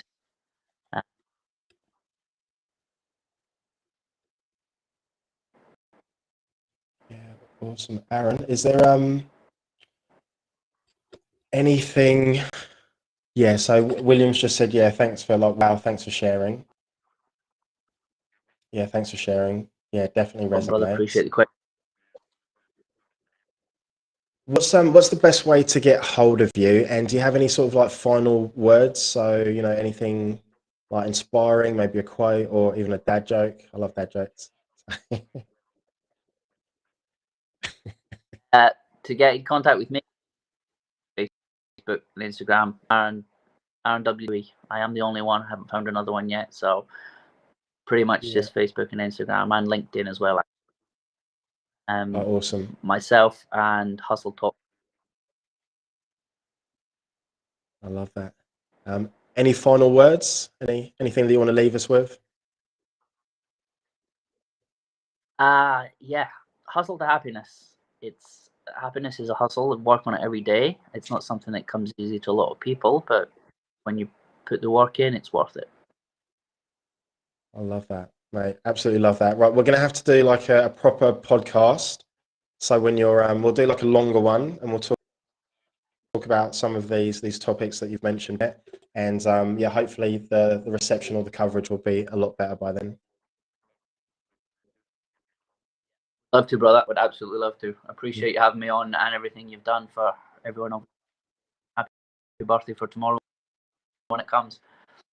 Yeah, thank you, bro. So yeah, appreciate you. Thanks for like coming on and everything that you've done over the past few days as well, and all the support. It's been awesome. All right, see you, Aaron. All right, so next up we've got Haran. All right, can you hear me, buddy? Yeah, all right. Yes. Just chilling out in the background. Nice. It's like cameras off, just chilling. That's How are you, right. man? Very good, very good. How are you? Yeah, I am awesome, absolutely awesome. Yeah, thank you for doing this, bro. Like, really, yeah, appreciate it. And I love every time we catch up. And you are just like a book of like wisdom and knowledge and everything. So I'm excited for what you've got to share. And yeah, I'm gonna just leave it to you. Is there anything that you need? Like, do you need like any slides or anything, or you're gonna just? No, I'm good. I'm good. Thank you so much, Trey, and thank you for organizing this as well. And this is not easy, you know, coordinating all the coaches and putting it together. And you are doing an awesome job. I just wanted to say thank you for organizing this, because this is, you know, this shows that coaches are not just, we are there to, you know, just doing certain things, but we are also there to serve people. We are actually, this is the purpose of most coaches out there wanting to do all these things, and you are an example of that. Yeah, thank you for doing this. Cheers, man. Stop! You're gonna make me cry. All right, I'll see you in about 20 minutes or so. Right. Oh, So I've done that last time. hello everyone. So my name is HARAN SINGHAM, and I'm going to talk about how can you heal your life. See, I know this is going to be just probably about 25 minutes or 30 minutes, and I don't know how much I can share with you, because when it comes to healing our life, it's not just about sitting somewhere in a cave and just forgetting about everything and ignoring and avoiding life. We need to learn to be with people, and at the same time, how to actually face all that. So what we're going to do here today is to look at certain aspects of our life, because we are not just our physical body, right? And some people I work with, I'm a counselor, and I also do, you know, coaching and spiritual work, and I combine everything, and I have a holistic approach to working with people. So the reason I am empowered by that, or really passionate about doing that, is because every time I'm working with people, I can clearly see people are not just physical body. Because some people just feel anxious, or they have family problem or personal issues and depression, anxiety, or whatever, and then they just want to go for a run or gym or doing things like that. That helps to a certain degree, but we are not just physical body, right? And we have emotions, and we also have mental faculty as well. And then we have the spiritual side of us as well, that we are souls. We are not just the physical body. So we have to look at all different aspects rather than just one aspect. You know, when people go to a psychologist or seeing a psychiatrist or someone, it's all very mental and emotional, and you're not really working with all any other aspects. So when I'm working with people, I really look at people as a soul with a body, and they have the mental faculty and also the emotional part of them as well. So we need to work with every aspect. Otherwise, you're not going to be aligned with yourself. You're not going to be aligned to your true purpose, your true values, and how you want to live your life. So getting into today's session, I want to say that, you know, if you take that this is you, and most often I get people telling me, oh, I've been meditating and I've been doing this, I've been doing that. But the thing is, that is going to take you ages. You know, I hear about, you know, some monks and yogis. When I talk about yogis, this is not the Western yogis I'm talking about, who is into physical part of the yoga, but the real yogis who's into meditation and all those kind of stuff, right? Monks. So they will sit down for meditation for years and years and years and years to let go of certain things from their life. And these are the things that we work on a nervous level, as in with our brain, with our body, with our cells, and the whole nervous system. Because if we don't work with that, what's going to happen? All these information is going to be stored within your cells and nervous system, and you're not clearing it. And if you're not clearing it, but you're just sitting down meditating, or if you're not clearing it, but you are just going to a psychologist and talking about your problem again and again, nothing's going to change. You may have a little bit of changes in your life, but nothing really going to change, or it's going to take you years and years and years. So what's going to happen for most people is that they're going to have trauma. They're going to have depression, anxiety, and they're going to have some other family problems or whatever that they have gone through. So all these things are going to be stored in every part of your being. I'm consciously choosing this word, being, because it's not just only stored in your memory, in your brain, it's also stored in your cells. And then if you look at it spiritually, it's also stored in your energy centers. You know, those of you who don't know what it is, there are neuroscientists now talking about the energy centers in our body. So it's not physically visible to most people, but it's actually there. These are called the energy centers. So these energy centers hold onto those records as well. So we need to work with that as well. So as a coach, as spiritual coach, what I do is to work with people on all different levels to make those changes in people's life.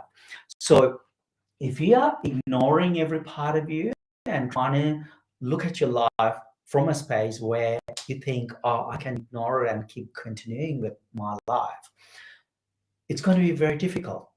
I had a client coming to see me ages ago, probably about 4 or 5 months ago, maybe. Yeah. So when she came to see me, she was suicidal. She was really struggling. And then she was like, I'm not really, I don't want to live in this world, HARAN.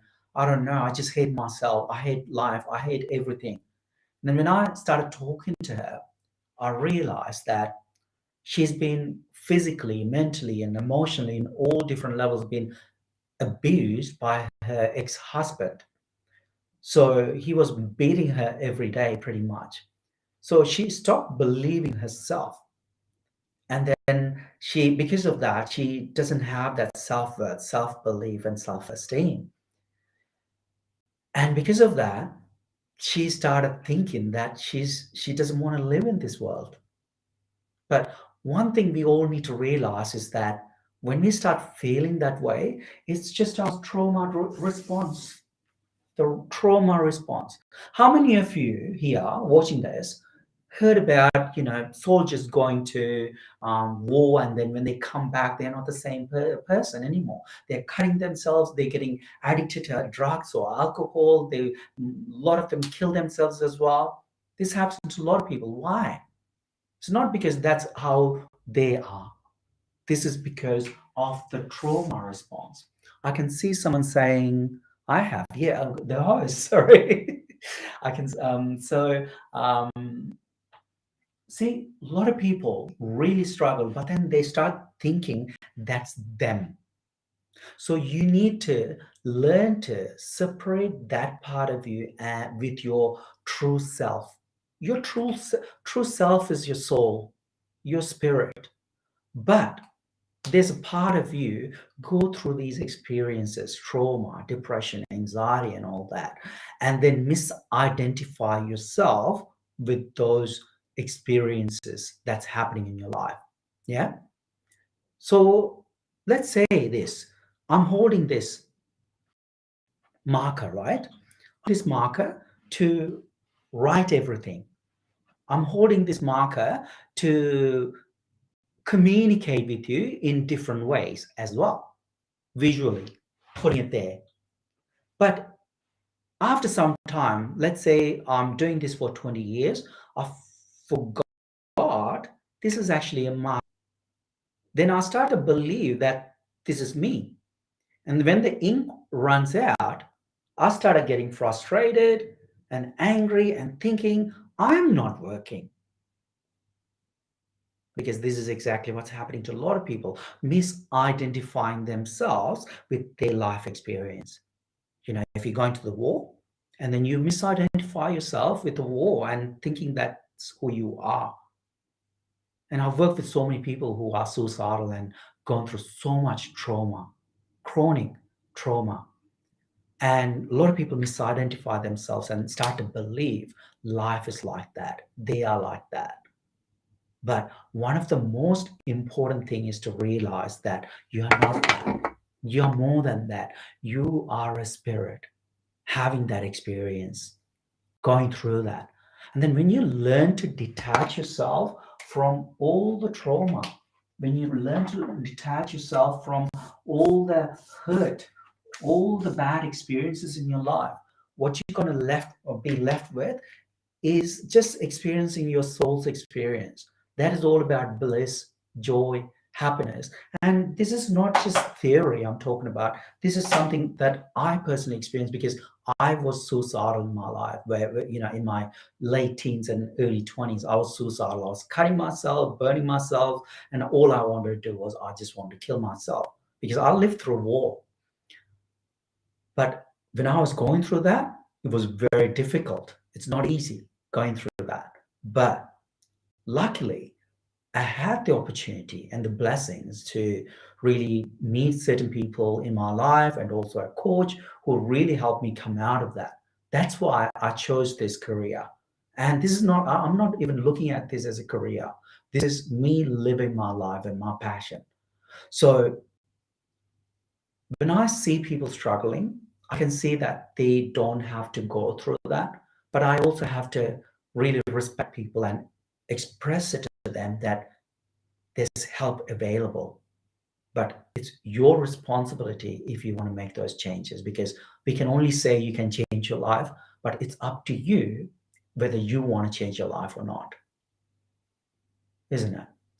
So going back to, I'm just quickly checking the time. So it's almost 12 minutes I've been talking. So I just wanted to make sure I'm within half an hour how much I can talk.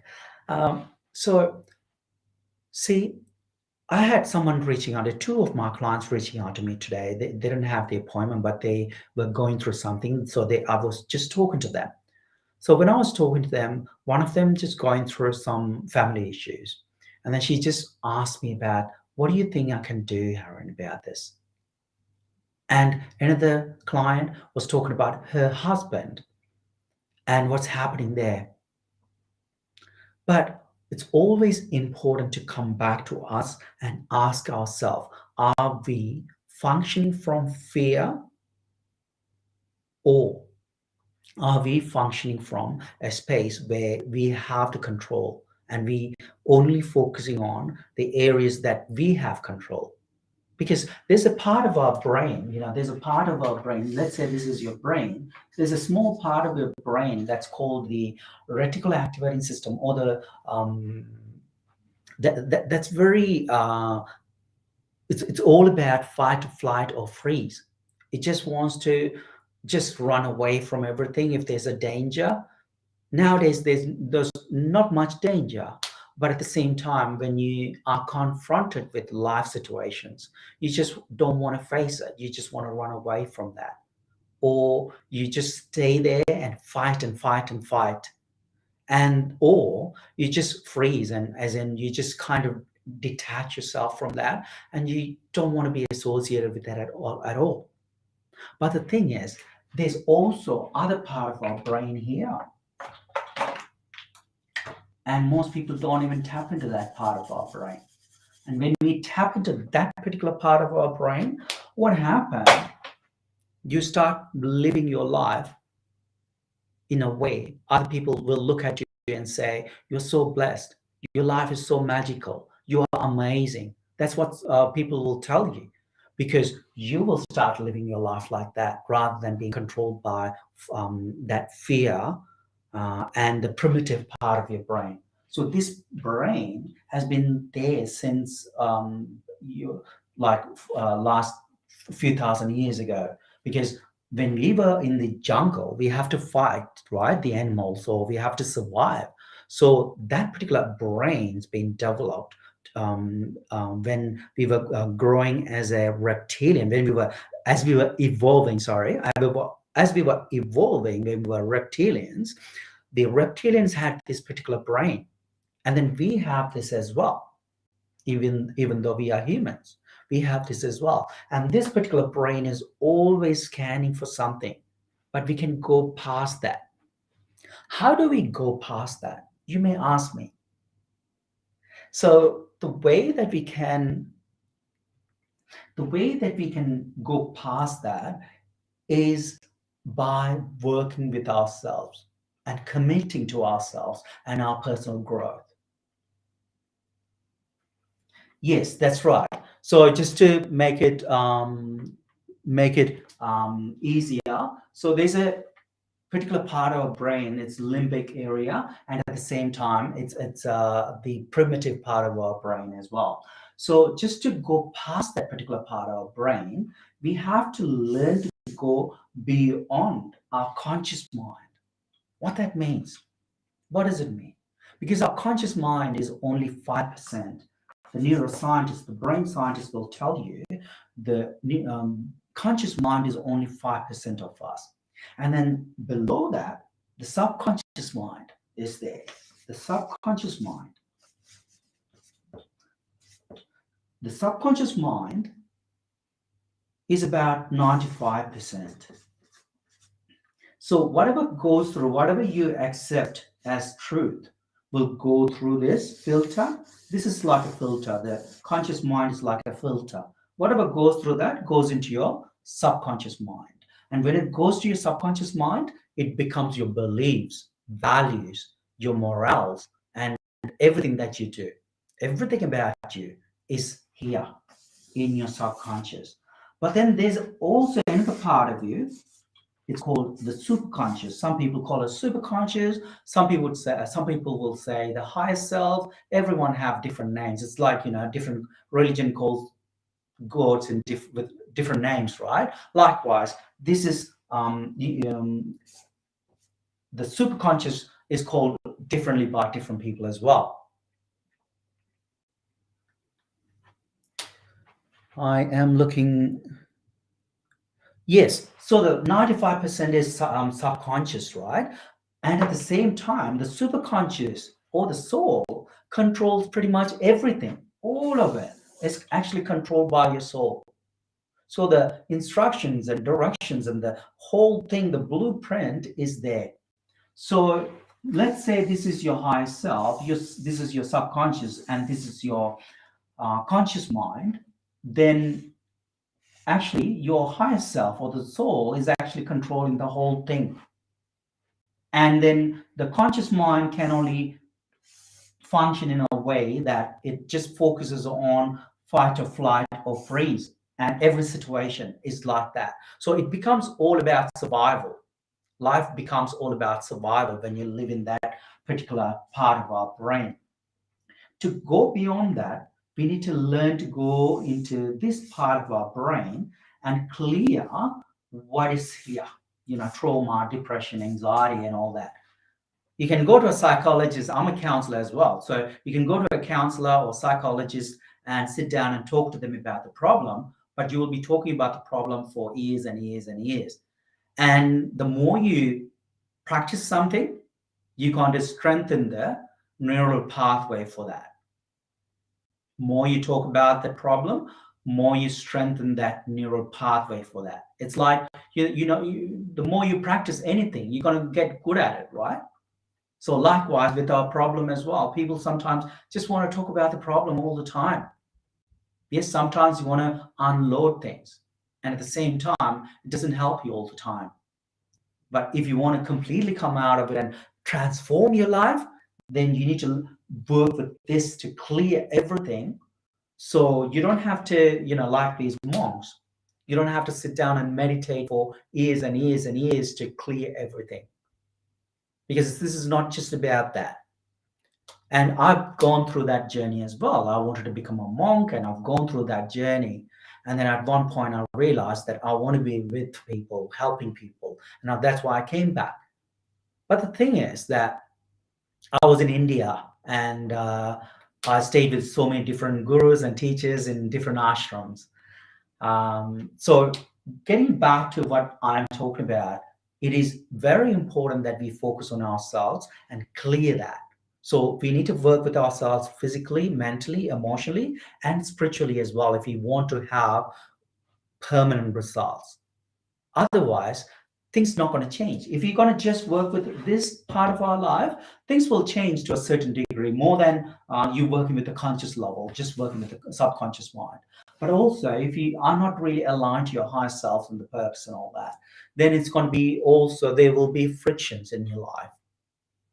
So let's do a quick meditation to create that coherence, heart and brain coherence. Let's do that, yeah? So if you're with me, you can just sit down somewhere. I'll just do it for about 5 minutes, then I can take any questions. So close your eyes. Take a couple of deep breaths in and out. In and out.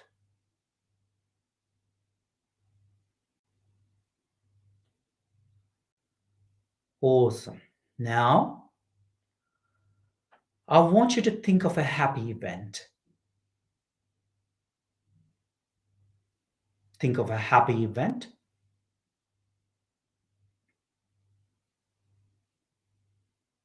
Relive that event. Looking through your own eyes. See what you saw. Hear what you heard.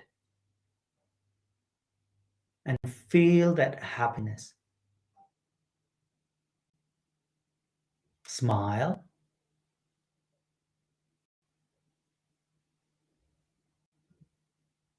Now, smile at your heart center. So the heart center is located at the center of your chest. At the center of your chest. Smile at your heart center.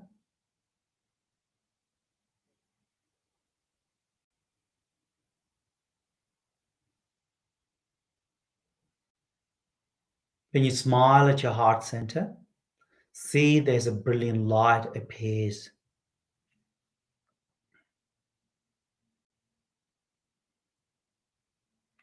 And it's starting to radiate.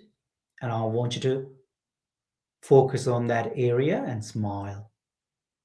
The more you smile, it gets bigger and bigger.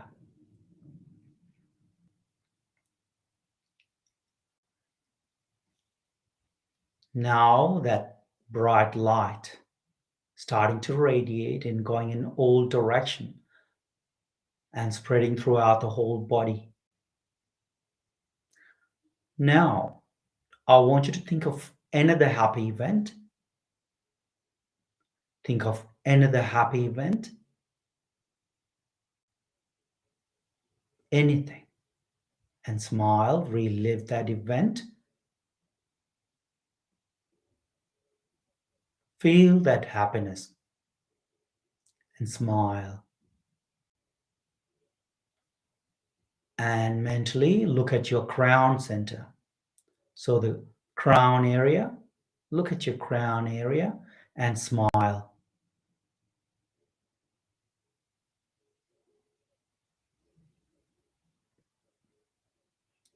Smile. As you smile, see there's a brilliant light appears.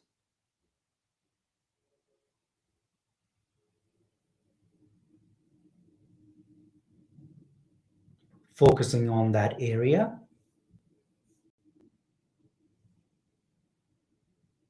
Now, the brilliant light from your crown and your heart centers are filling your whole body.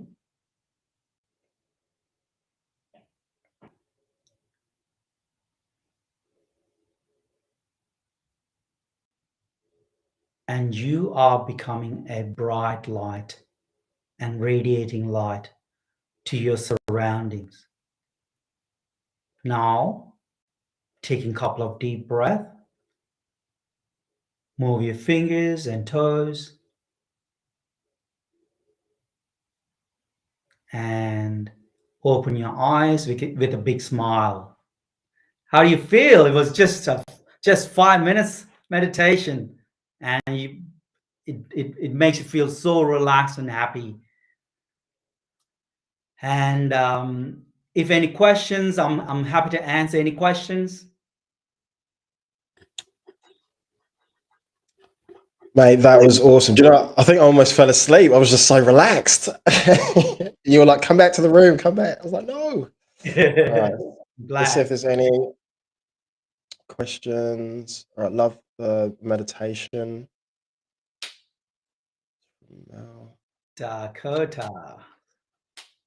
Dude. All right. I've got a question actually. Good. What's the best way to get yourself into alignment?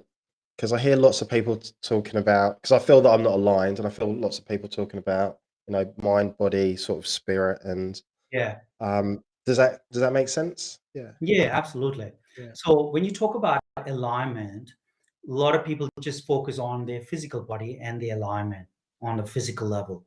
And some people will, get into personal development, and then they realize, oh, I need to work with my mindset and emotions and things like that as well. And then they get aligned on that level as well. And then there's also other levels in terms of as a soul, as a spirit, we have our energy body, energy centers, and things like that as well. So meditation will help you to a certain degree, and so just by combining all these aspects, it's much easier for you to get aligned. And also, you need to sit down and work out what is really truly important to you as well to get that alignment right in a way. This is on a subconscious level as well, but then to work on a spiritual level, you need to work with the different energy centers, because different energy centers control different areas of our life. Like, for example, the very first center can control our relationship, physical health, and our vitality, energy levels, and the whole aspects of that as well. And our heart center might control our relationship, love, kindness, compassion, and how we live our life. And so likewise, there are so many different energy centers in our body.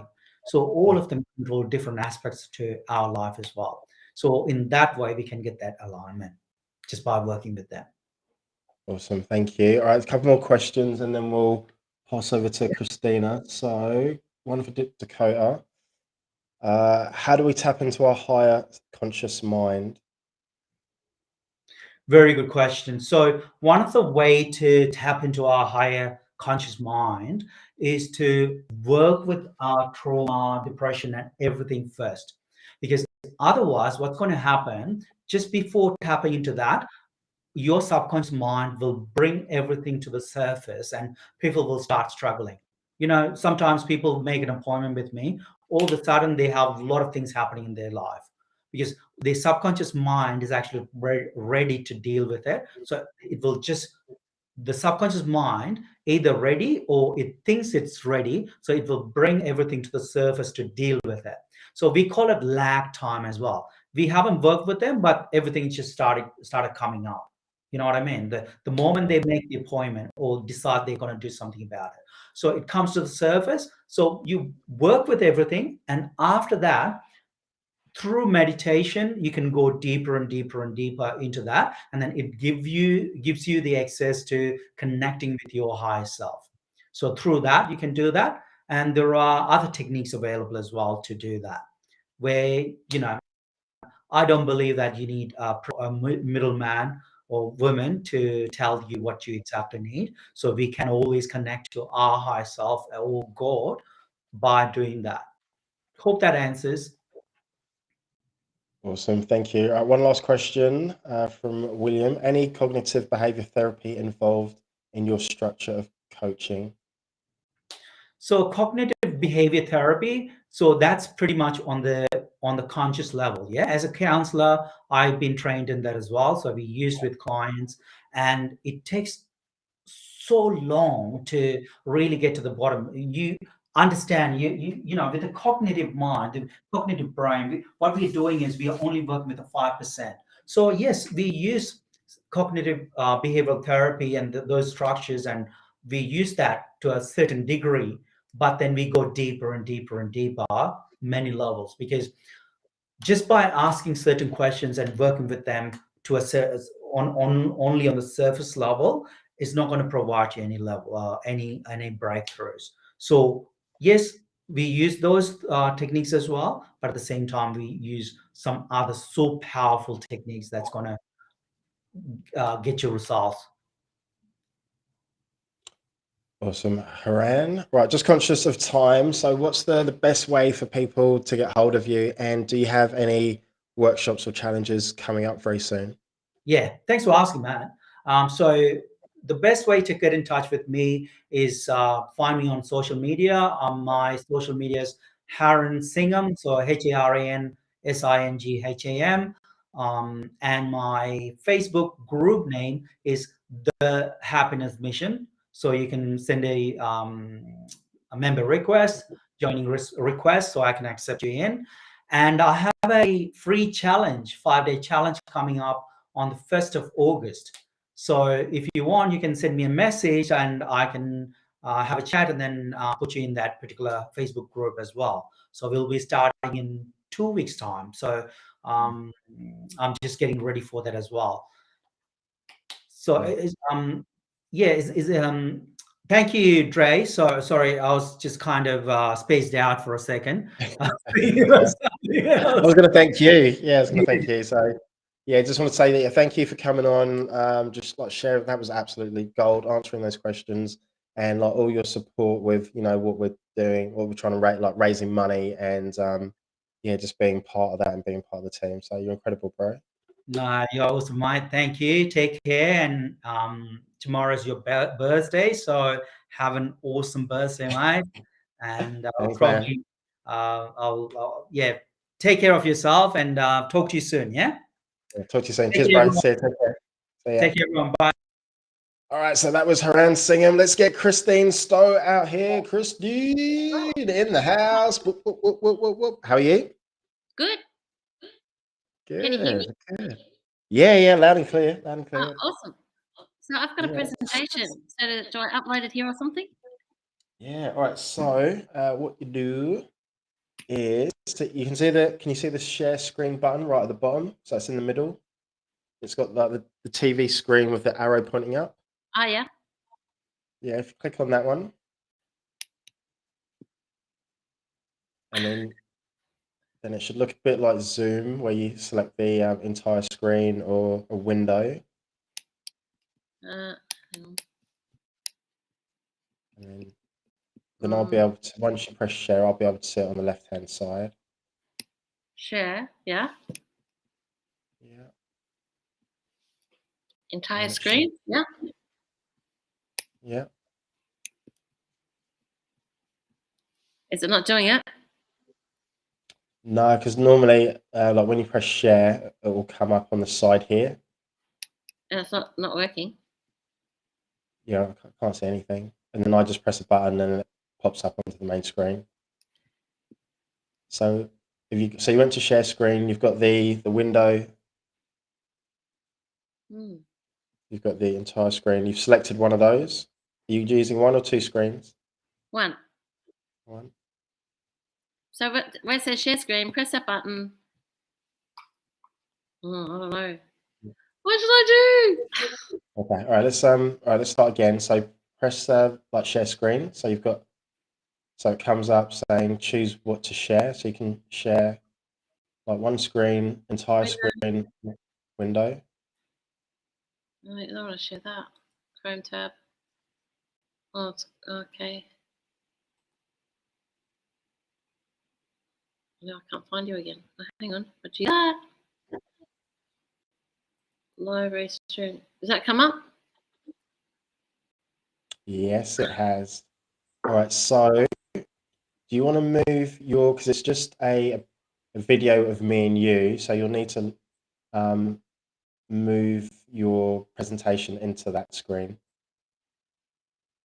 Does that make sense? I'll show you what it looks like. I've opened the presentation in the background. Yeah, so bring it to the foreground.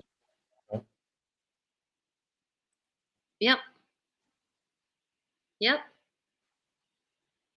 Bring to the foreground. Yeah, it looks like that.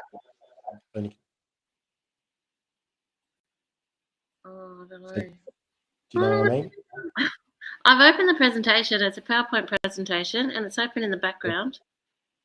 All right, let's. Are you able to do this? Are you able to, with the restream screen, have it like minimize it a little bit, just so you can still use all the controls? And then with your PowerPoint presentation, minimize that a little bit. Yeah. Yeah. And then what you should do is go to the restream, go to share screen.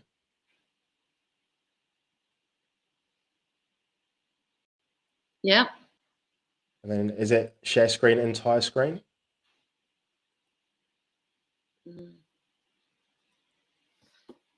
Yeah. And then, because once you share the screen, you should have both the PowerPoint presentation slide, the restream screen, and then you can just press maximize on after you've shared it on the PowerPoint, and that will explode up and it will take up the entire screen. That makes sense?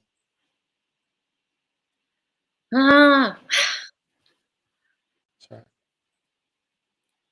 So can you see it now? No. No, I can't see anything. What should we do? It's up to you. Can you do it without? Sort of. Oh, because it's about grants, wasn't it? It's about the 10,000. No, that's tomorrow, isn't it? Yeah. What was this one? Wait, this one was about better business outcomes. I got a really great presentation. Yeah, totally up to you. So how do I? So now I've got a small screen for the restream. Yeah. All right. Why don't I just? I'll go through the presentation without the presentation. I'll just talk through, and I can send it to people if they want me to send it to them, and I'll figure out how to do this by tomorrow. Try and figure out how to do it. Yeah. We can do it. All right. So I'm gonna leave you to it, and I'll see you in about 15. Okay. Awesome. Okay, so I'm Christine Stowe, and I'm about better you for better business outcomes. And yeah, so part of my presentation is that, well, I wrote a book. I wrote my story. And my story is called Not Just Imogen's Mother. And it's about not just Imogen's mother, because I've got a daughter, well, there it is, with special needs, and she requires 24/7 care. Now, I'll go through my presentation. So I wrote the story. Thank you for being here. Thank you for being online. And I hope that you get something out of my presentation. And I've got a really special offer at the end of it. So I hope you stay to be able to see that offer and maybe take advantage of it. So, and I had a picture of me speaking. I was elected to local council. So had the corporate life, corporate trajectory, found out there was something wrong with my daughter, and the bottom fell out of my world. So I couldn't go back to work. My life was shattered almost in an instant. So I had 2 children, husband that I loved. We're renovating an inner city property. Both had company cars. I was flying all around the world, advising doctors and anaesthetists on what to do. In fact, I was flown to Cairns to swan around on the Great Barrier Reef on a yacht with doctors and anaesthetists to sell our products. And then stopped for maternity leave, had my second daughter, and found out there was something wrong with her. So my life changed in an instant. So from there, some people asked me to stand in a state election. So it took some time to get my life back on track, or, pick myself up off the floor. So after having, literal white picket fence, husband I love, dream life, to everything falling through the floor. So why am I talking about my life? Why am I talking about my journey when I'm talking about a better you for better business outcomes? Well, it's all about your mindset. And I want to take you through the steps that I took to achieve the things that I achieved, even though I care for my daughter 24/7. So if you're in business, just have to make this a little bit bigger because I can't quite read it. So if you're in business in Australia as a woman, now I focus on women. I don't just work with women. I also work with men. If men want to come to me, I have worked with men. But the thing is, statistics say that women in Australia, there's 11 million businesses led by women. Of those 11 million businesses, there's 9 million people that are employed by those women-led businesses. And women started businesses at a rate of 5 to 1 of the national average over the last 5 years. So if you think that you're a woman and that you're starting behind everyone else and that it's a man's game, women in Australia are doing the heavy lifting. We're doing a lot of the businesses. So why is that? Why do women start businesses? Well, if it's like me, I started working from home. I started writing grants and helping women in business, working around my daughter's care. So I've reinvented myself. I've reinvented myself to use the skills and abilities that I have so that I can help other people. So some more statistics for you. 20% of businesses fail in the first year, and 50% don't make it to year 5. Those are startling statistics. So it's really important to be the best you so that you can have the best business outcomes. Because if you don't, it's likely that you'll fail. So who am I and where have I come from? So as I already said, I did a Bachelor of Science and I got a job in forensic science. And I liked the job, but I was always getting in trouble for talking too much. So I decided that I wanted to change where I was at. I decided that I wanted to go into sales. But I felt that I was stuck in this laboratory box. So I changed my life. I looked around at what I could do, how I could get out of working in laboratory and into sales. I applied for job after job, and it wasn't happening for me. So I decided to move interstate. I moved to Queensland. So from there, I got a job in laboratory sales. And pretty quickly, I became state manager. So I got from forensic science in laboratory into sales to where I want to be. How did I get there? What made that change? The first thing was I decided that I wasn't happy. I decided there was something else out there for me. I made that decision, And I followed my dreams and I followed my passion and became Queensland manager for a laboratory company. So the first thing is that you need to decide, you need to make a decision, you need to dream, you need to think that there's something else out there for you and that you can live a better life. So I literally had, as I say, the husband, white picket fence, dream life. Then finding out there was something wrong with my daughter. Child and maternal health nurse uttered those words. She's not meeting her milestones. So I picked myself up off the floor. At that stage, I didn't know if my daughter could see. I didn't know if she could hear. I didn't know what the future held. She was my second daughter. So I didn't know how that was going to impact my life. And it was pretty hard. But I decided to do what I could do to live the best life that I could. In fact, I went on to stand in the state election. I took a role in disability. I was a Northern Region Disability Coordinator. And because of that, some people asked me to stand in the state government election. And then from there, I went on to stand in local government election and I got elected. So imagine that, elected to government while caring for my daughter 24/7 and being a single parent carer. By this stage, my husband had left. So in my presentation, I've got some fantastic pictures of sailing boats because now, even though I'm a single parent carer, looking after my daughter 24/7, I sail twice a week. People go crazy when I go, I sail. But here's the thing.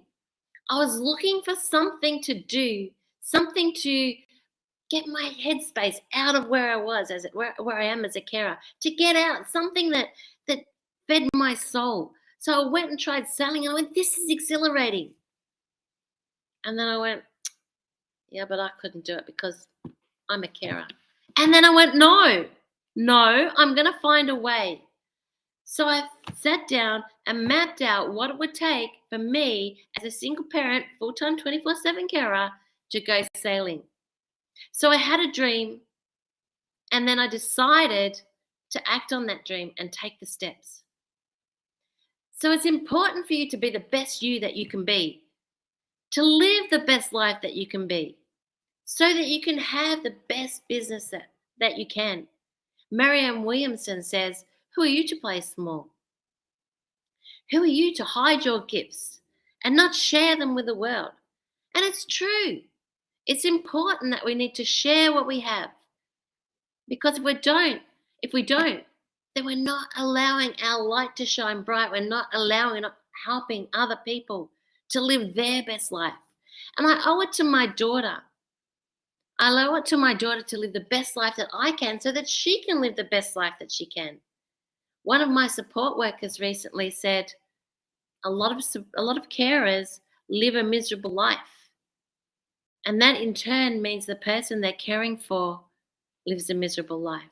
So I'm determined to share the steps that I took to set up business, to write grants, help businesses grow so that you can live your best life, step up and have the best business that you possibly can. Be the best you so that you can have the best business. So number one is to dream, to know there's something else out there. Number two is to take the steps, to map out what it looks like. What does it look like to get to that end point? How will you know what success looks like? So the first thing to dream, the second thing is to know that there's something else out there and know what it looks like. You need a roadmap. You need to be able to get there because if you don't know where you're going, then you'll end up all over the place. So you need to have a dream and you need to write it down or you need to know what it looks like and be really clear on that. So every day I choose. So after standing in the state election, I decided that I would live the best life, that I wouldn't get caught up in the reeds and weeds I would do what it took to get what I needed to get to care for my daughter. So people often say to me, well, that must be hard. Must be hard caring for Imogen 24/7 because she relies on me. She's nil by mouth, she's peg fed, she still has a nappy and she's 21. But I managed to do these things. I managed to complete my Masters of Business Administration, sail twice a week, live the best life that I can, because I decided that, yes, she has disabilities, but I decided that I wasn't going to let that stand in my way. I wasn't going to be sad for me. I was decided to get up and choose to live every day the best life that I possibly could, so that Imogen can live the best life that she can. So it's how you choose. It's how you choose to step up. So it's about your mindset.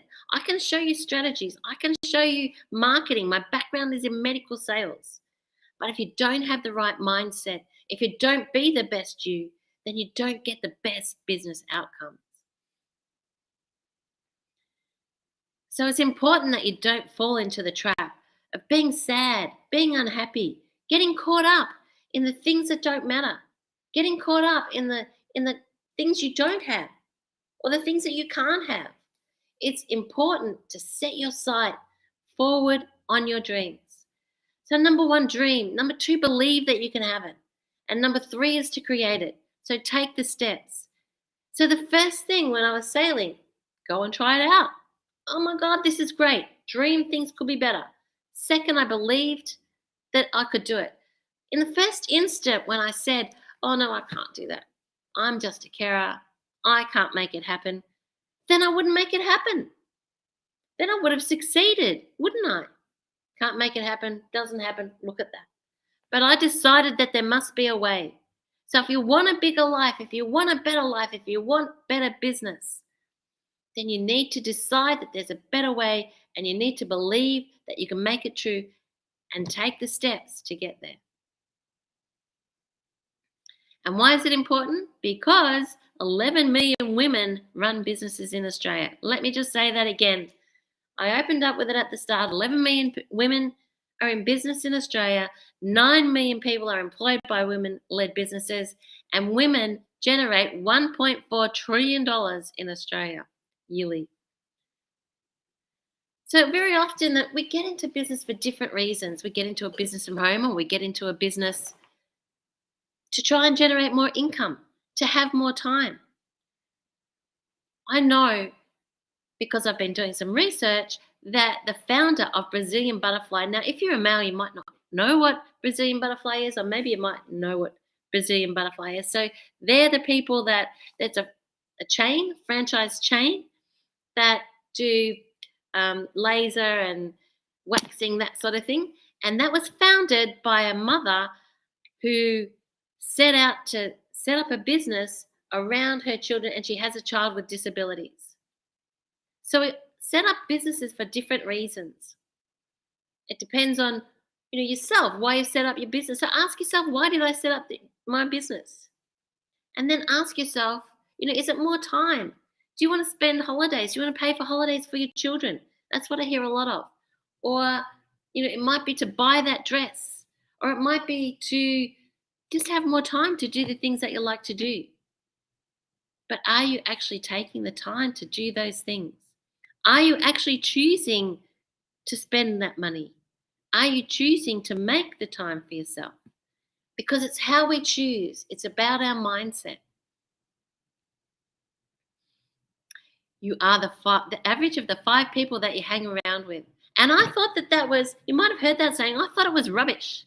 Until I started hanging around, I joined a political party, started hanging around with politicians, and next thing I got elected to council. So it's true. It absolutely works. If you hang around with people who are unhappy, don't like their life, then that's what you're going to end up with. But if you hang out with people, entrepreneurs, mentors, people who are going somewhere, that's where you end up. And when I thought about it, I thought, why does that work? Why did I get elected to government? Just because I was hanging around with people? Because they're talking the language of how you get to do it. They're talking the language of how you get elected, how you fill in a nomination form. And it's the same with business. If you're hanging around with successful business people, they're talking about how you make more money, how you improve your outcomes. So just keep that in mind. Find people that you can hang around with to get the better business outcomes. The average of the 5 people you hang around with. So it's your mindset. It comes back to your mindset. So find someone who's doing what you want to do and copy them. If they're already doing it, they know the steps to be successful, don't they? So ask them to maybe coach you or mentor you, because otherwise you could be taking the wrong steps. But it speeds up the process to get where you want to get to. Find a mentor, find someone who's doing it that can help you get there. So I've got photos in the presentation. So I've got elected to council because I took these steps. I dreamed, I decided and took steps, and I made it happen. So I've got elected to council. I've set up a special school for children with disabilities, cafe for people with disabilities. I've set up support groups for domestic violence victims, all because I believed that it was possible. All because I set my peg in the ground and said, I can do this and I'm going to find a way. And I can help you find a way. I can help you find a way to improve your business. I can help you to find a way to improve your life. Or maybe your job. Maybe you're not happy in your job and you want to find a way. That's what I can help you with, to find a way. So every day I have a choice how I get up, whether I'm happy or sad. And now you have a choice. You have a choice to make. Are you going to live the best life? Are you going to build your business bigger? Are you going to make things the best of every day? So again, dream, believe, create. Now for July, I have a special offer.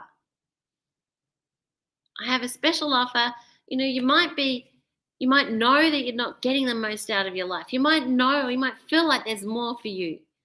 My special offer for July is the first 8 people. I've only got 8 vouchers left for July for a holiday voucher. So the holiday vouchers are to Sydney, Gold Coast, Sunshine Coast, Darwin. So all the major centres in Australia, Perth, Melbourne, Sydney, holiday voucher. And all you have to do is to book a time with me via my Calendly to see if I can help you live a better life, improve your business outcomes, and be the best that you know that you can be.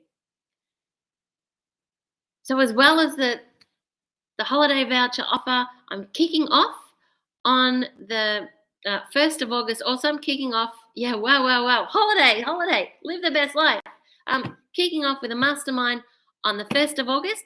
So if that's you want to improve your outcomes, live a better life, then drop me a line. Why don't you get a holiday voucher as well as joining the mastermind? So I hope that's been helpful for you. So every day I have a choice, and now you have a choice. Step up and live a bigger life. So Dre's coming back. Christine, that was fire! Absolute gold. Yeah, I love that. And because I know you didn't have you had to do it on the fly because you didn't have your presentation. So yeah, that was awesome. So well done. If anyone wants to copy the presentation, I'm happy to send a link or drop it somewhere. Yeah, awesome. All right, guys, the guys and girls that are watching, if you've got any questions, if you have any questions for Christine, then please say now or forever hold your peace. And Christine, I might have missed it, but what's the best way to get hold of you? What way? They can contact me on Facebook, so it's Christine STOW 1 on Facebook. Yeah. Or Empowered Women in Business is my Facebook group. Yep. Or Calendly. I've got a Calendly link, but I don't know where to drop it. But anyway, I think it went all right. Yeah. All right. We've got a couple of minutes. Let me just sneak a question in there, just around like with your clients, what would be the main pain point, or maybe a couple of pain points that you see from, like your clients or people that come to you? Is there like recurring patterns or? Yeah, so women who feel unheard, undervalued, not getting paid enough. So they go into business to live a better life, to maybe pay for what I hear a lot of is, buy that dress, massages, pay for holidays for the children or grandchildren, and they're just not living that life. So they come to me and I help them figure out how to get, improve their business, improve their mindset, improve their business outcomes. Brilliant. I also want to say over 300. I've spoken to over 300 women, in doing grants on that, and that's what I find, that they're not about the mindset. That's huge. Yeah. Yeah. Also, can you just quickly tell us a little bit about about Imogen and like the work that you do for Imogen? Because it's because I love like how much you've donated for yeah, for like Brett and Paul, and it's just amazing. And straight away you're like, Dre, what can I do to help? Yeah, I get it, I I understand. keep sending people to you. So Imogen's got a condition called Schwartz-Jampel syndrome. So it's a very rare condition. It's not like she's not going to deteriorate, but she's got stiff muscles. So she's requires 24/7 care. She's nil by mouth, so she's fed directly into her stomach, and yeah, but she's cheeky, happy, cheeky. You know, Yeah. gives me a hard time. You know, she looks at me like, you again. No, but I really appreciate you doing this, Dre, and you know, it's been fantastic. It's fantastic to be here, and I'm back in the morning with Grants. Yeah. So yeah, thank you for coming on board and just all the support that you've done. I love you to bits. Like you, absolutely incredible. Yeah. All right. Any final words before I kick you out? Like anything? No, just I've got a special offer. I don't know if you heard that special offer, holiday voucher for if they book a time. Yeah, I was like, I can't see anyone in the chat screen. I was like, I want to do it. I want to do it, but I couldn't see anyone in the chat screen saying, yeah, me, or dropping the link. So I That's reckon, yeah, I reckon we'll do a post about that, or yeah, there'll be people that will jump on that. All right, I'll put it in the post we've all been sharing, and it's Yeah. been great in the chat as well, in the Facebook chat. Anyway, I'll let you go. I won't go over time. All right, okay, I'll see you in the morning. All right, love you. All right, bye. Yeah, bye. All right, next up we have the marvelous, magnificent, magical Mel. Woohoo! What an introduction. Thanks, Dre. Hey, how are you? I'm good, thanks. How are you, birthday boy? I am amazing. I love that you're in energy. Oh, Good. Matrix Mel. Love that you're in energy coach as well. I do just want to say, I know everyone said a big thank you, but it's your birthday weekend. And I do just want to say that is so wonderful to spend the whole of your birthday weekend doing this and donating to Rett syndrome and Angelman syndrome. So that's awesome. I'm getting all emotional now because it's such a beautiful thing to do. But I do have a joke for you because I know you love dad jokes. Okay. Now or later? Now. Quick one now. Okay. What happens when no one comes to your party? Are you sure this is a joke or is this Definitely the truth? a joke. What happens when no one comes to your party? I have no idea. You can have your cake and eat it. Okay. I knew it's a real dad joke. But that's not the case because everybody is here celebrating your birthday as well as donating to charity as well. So it's such a great charity. Please, guys, dig deep and put your hands in. Donate to the Rett syndrome and Angelman syndrome charity. It's a worthwhile cause. It's beautiful. And I've seen the video about 3 or 4 times today. Yeah. I just want to say thank you for the donations. Like your time, like the money, and then all the support in the background because you've been like cheering like everybody on. So you're absolutely amazing. All right, I'm gonna leave you to it. You do your thing. Cool. And, I'm just going to share my screen as well. So I haven't done this before, but all right, I'll wait around. Yeah, if you could, that'd be great. So can you see? Oh yes, there we go. Boom. Can you see my screen? Yes, we can. Okay, cool. I'm good to go then. Thanks, Dre. Cool. Hello, everybody. I am Matrix Mel, and I'm a matrix therapy coach, and I help exhausted female leaders to feel energized and get that vitality back again. That's so important because without it, it's really hard, and that's what we're going to have a look at today. So first thing I wanted to go through is looking at your mind, body and soul detox. And today we're specifically looking at our mind and detoxing our mind. And I've just finished a 5-day cleanse. We've got another one coming up in August. So I thought I'd just spend some time looking at the mindset and how we can cleanse our body in order to boost our health, but also to boost our energy. So tonight, over the next 25 minutes, we'll be looking at what is draining your energy. Secondly, what's holding you back in life?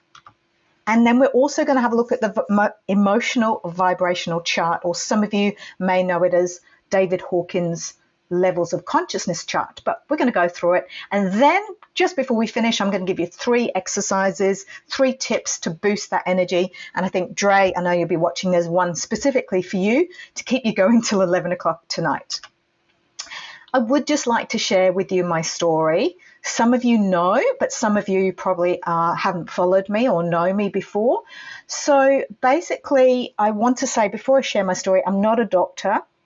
I'm not a naturopath. I'm not a health practitioner at all. I am someone that's helping you with your mindset, your body, and your soul. So there's 3 things we look at on my program. And the story that I want to share is my challenge, my health challenge with you. And what happened is I'm from the UK, same as Dre, we're POMs together. And when I came here, I started getting some health challenges.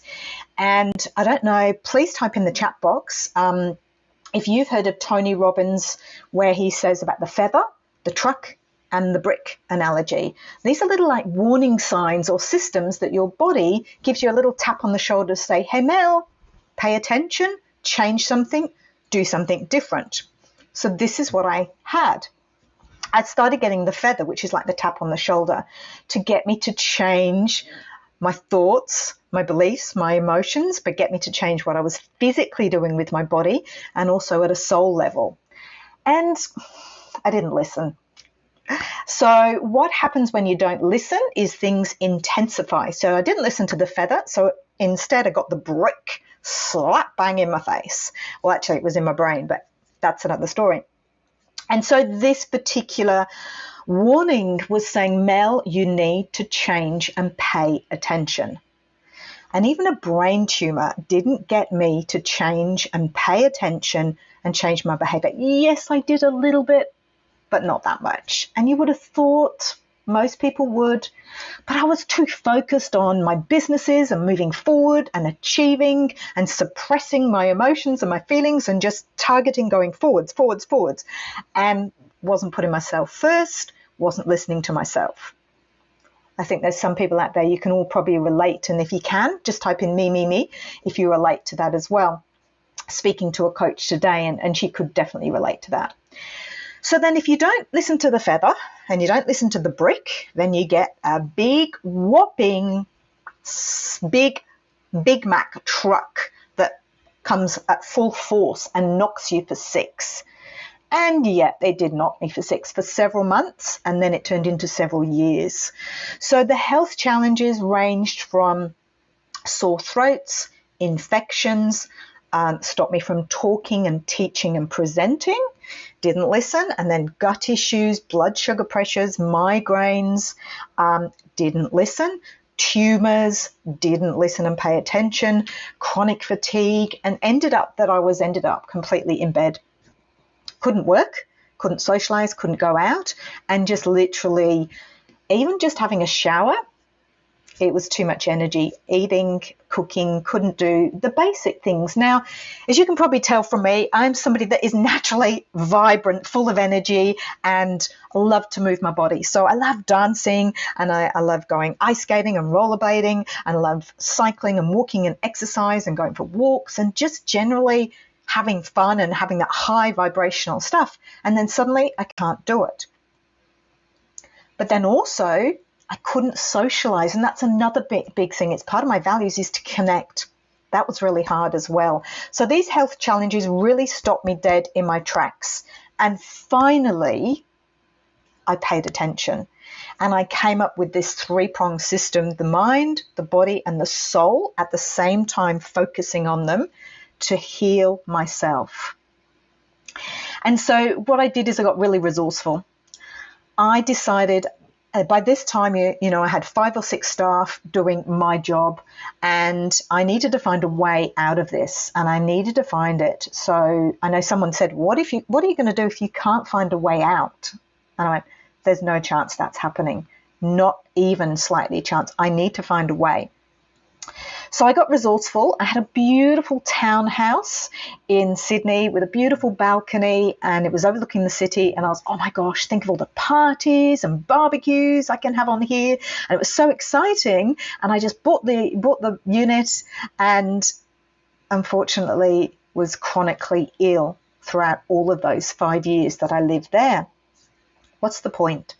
What's the point of having a beautiful big balcony when you can't have a party for New Year or entertain on this beautiful place? Have all your friends over? And that was what I would have loved to do when I'm stuck in bed, challenged, health challenges, feeling sick. So I thought, right, what am I going to do? So I sold the 2-story townhouse and then invested the profit into myself. I made that conscious choice that I needed to find out what was going on in my head, in my mind, my thoughts, my beliefs, what also was going on in my body, but also my soul or my spirit. What is happening on all 3 levels?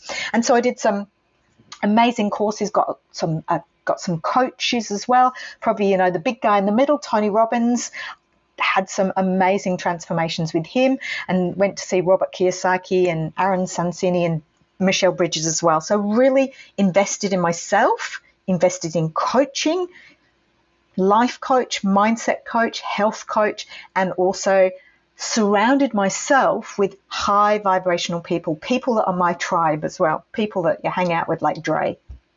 Cool. Please type in the chat box, who has seen the Matrix movies? I've even got my dark glasses here, so let me just put, okay. Who's seen the Matrix movies? Anybody? Love to see or hear if you have. Pretty cool movies, aren't they? So my program is a little bit like the Matrix therapy, the Matrix movies, because with the Matrix movie, for those that maybe haven't seen it or need a bit of a reminder, because it was a long time ago that they happened, it's about ordinary people going along in their ordinary life, but they're in a dream-like reality. It's not real.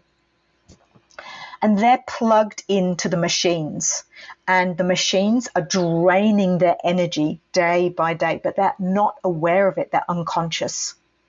And it's draining and draining and draining their energy.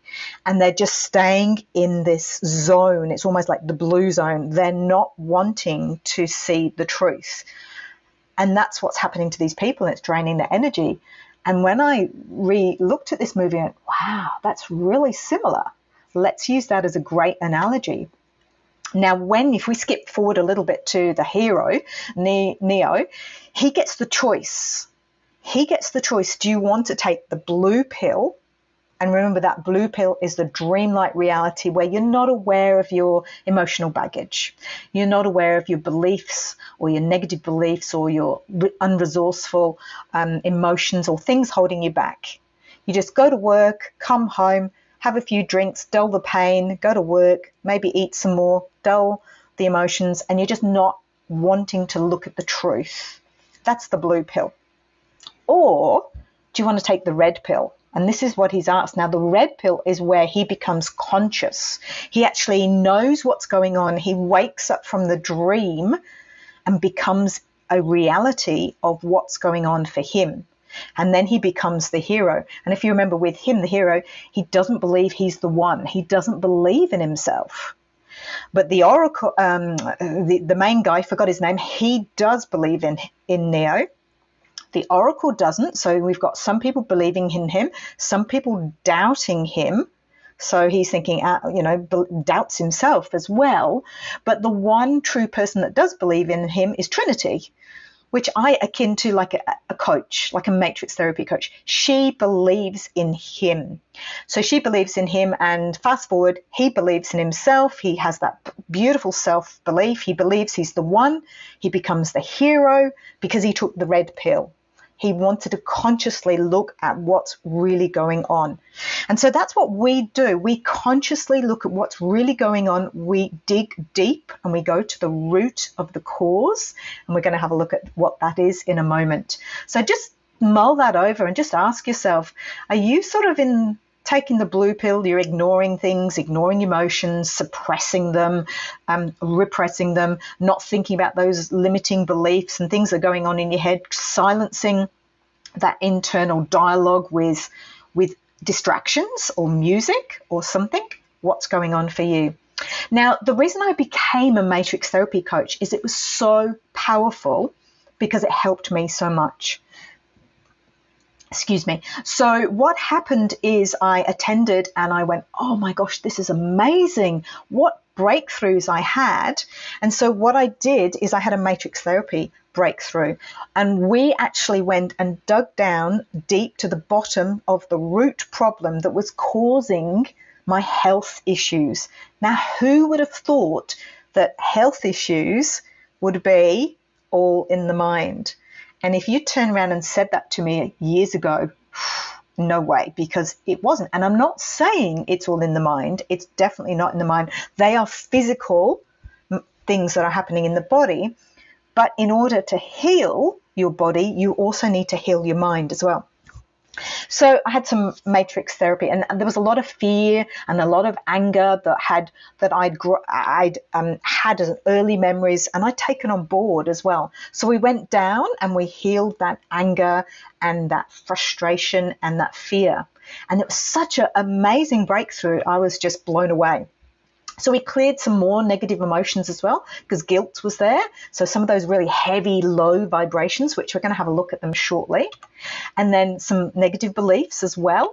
And then some influences from our family, because sometimes our family, what they think, what they believe is imprinted on us, because we're sponges. You know, from the age of 0 to 7, we take on everything, we absorb everything, we just take it on board. So we need to, in matrix therapy, give it back. We do a closed eye process. It's actually beautiful. It's not really a meditation, but it's a beautiful process where we use some timeline therapy and we use some inner child work, combine it together, clear and dig out those negative emotions or beliefs, and we replace them with positive resources. So I'm just going to explain that in a bit more. It's a bit like seeds and planting seeds. And if we think back now to our thoughts are like seeds. If they are negative and you plant a negative seed in your brain, and then we water it, we focus on it, and we pay attention to it, and as we know, or some of us know, what we focus on, we get more of. What do we have? We focus on it, it grows, it spreads, and you get more negative thoughts. A little bit like down here, these weeds. You get more and more and more weeds, and they just spread and go like crazy. Now, if we plant a positive seed, we're going to grow and nurture a beautiful flower. And I must admit, I'd rather a red rose than some weeds, and I'm sure you would too. The red rose is much more beautiful. Now, let's just move on. This one is a good warning, not a warning, but the first sign perhaps. When our emotional self is out of balance, we're not as tolerant. We get irritated easily, and it's hard to complete those tasks. And generally, all we want to do is crawl under a rock and escape. Now, if that's you, that's probably your first little tap on the shoulder, your first feather that you need to address something, and you need to look at your mindset or what's going on in your body or what's going on in your soul. But you really need to take a look at your thoughts and your mindset. That's your first little tap. Just some interesting things here that you may know or may not. We have about 60,000 thoughts per day. That's a lot of thoughts. Now, when we have a positive thought, it generates energy. And it inspires us, it lifts it up, and it gives us energy, and it could motivate us and drive us, which is great. Now, sometimes a negative thought can really deplete us and drain our energy. And this is what I found fascinating. For one positive thought, you have 8 negative. And there's a reason for that, which I won't go into detail. You know, our brain wants to keep us safe, but we have to counteract those 8 negative and replace them with some positive ones. So let's just move on, because I just want to make sure you realize that our thoughts, what we're saying to ourselves, what we're thinking, how we're feeling, and what labels we're putting on that, and there's 4,000 labels, by the way, our beliefs create your story. And that story we sort of tend to act out, and we take results and we sort of act out on it, take action, and that gives us our results, but it creates our reality. So if something's not working, whether it's health or something else, check your thoughts, your feelings, your beliefs, because you may need to look at one of those to change your reality. And that's exactly what we do on my 12-week course. Now, just very quickly, an emotion will change. 3 things happen when we have an emotion. Changes our body, changes our brain, changes our thoughts. So emotions are a big impact to what's going on as well. And this was part of my journey, suppressing a lot of emotions. And you can probably tell I'm a really emotional person. I was tearing up at the beginning with Dre when we were talking about the charity and the beautiful little girls. And so then we respond with an action. So we've also got to look at what's going on with our body, our thoughts, our mind.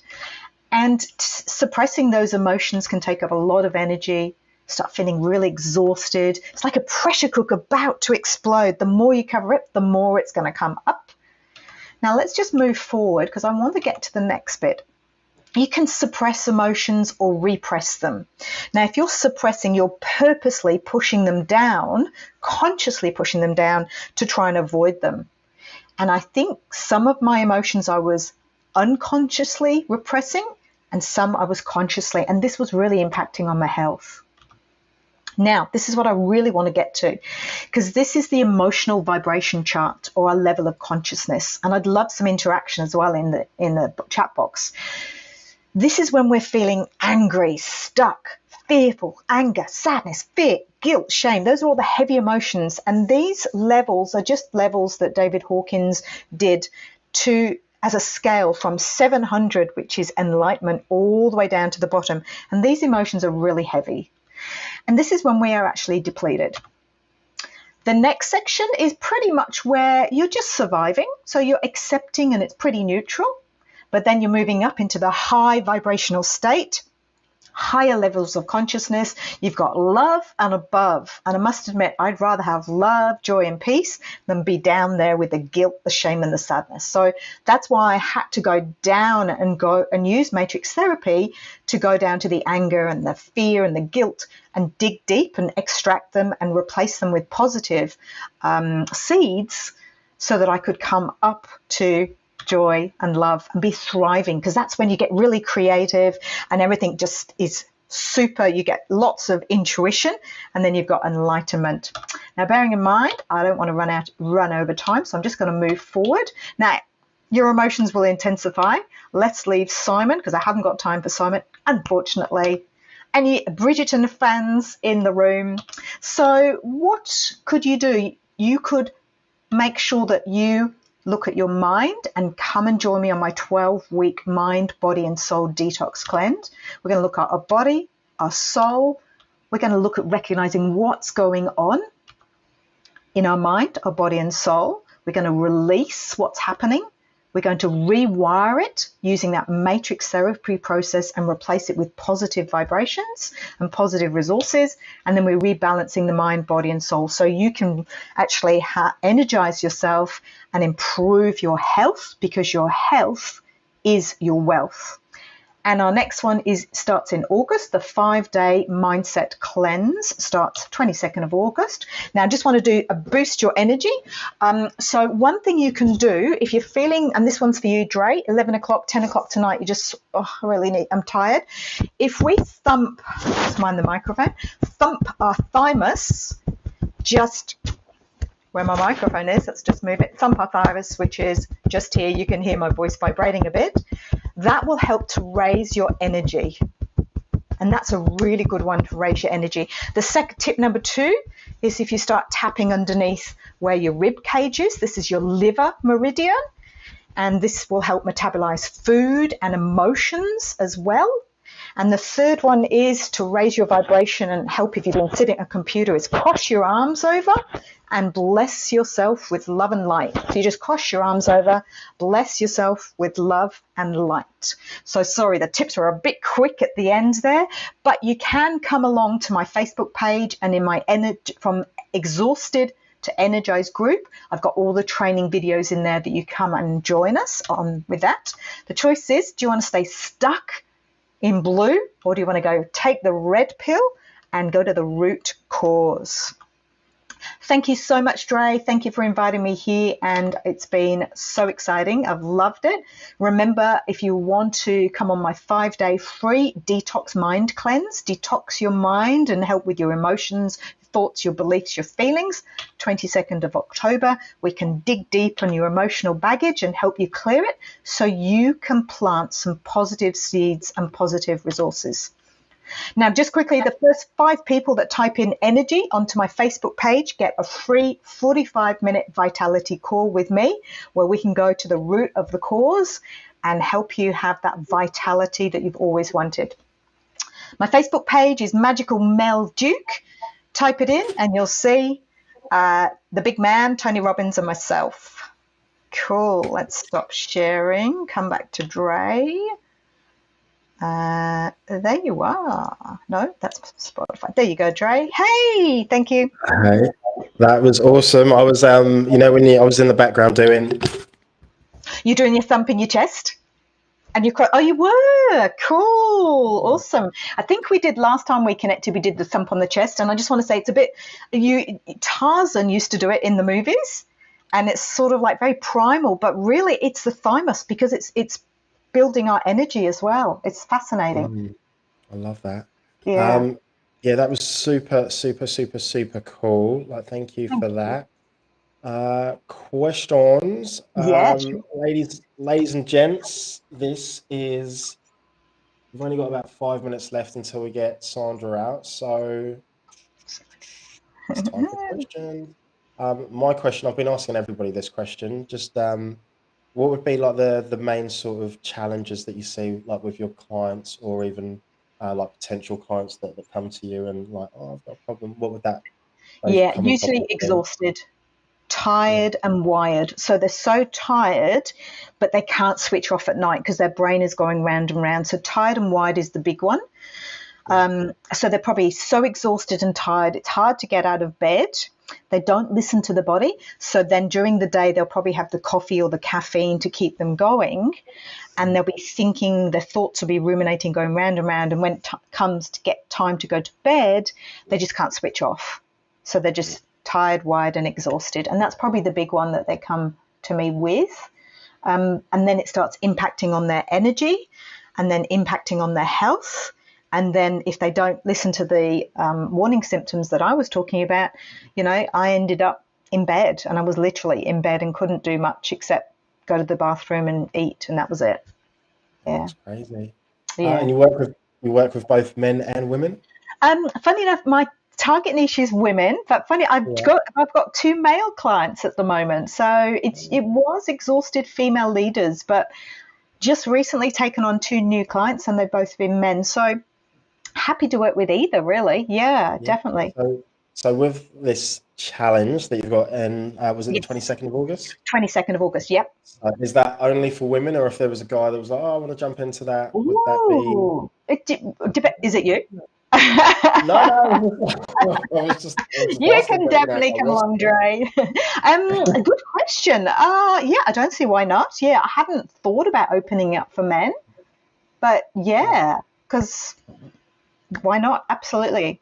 Yeah. Okay. I might just write that down and do that.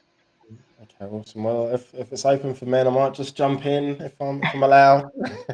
Of course. I tell you what, we could even say you're doing my tech, and then you're there every day. Yeah, I like that. So then even if it is just for women, this is my techie person, and then you can be there. You're pretending to press buttons. Yeah, and we'll put a wig. We'll get you a wig. Yeah. So you can look like female. All right, couple more questions. So the best place to get hold of you, I'm assuming, is Facebook? Yes, it was. I might just put it back up on the screen. Share the screen, going back to PowerPoint. I can't find it. It was Facebook. Facebook, actually, let's leave it. Facebook, time I find it. Mel Duke.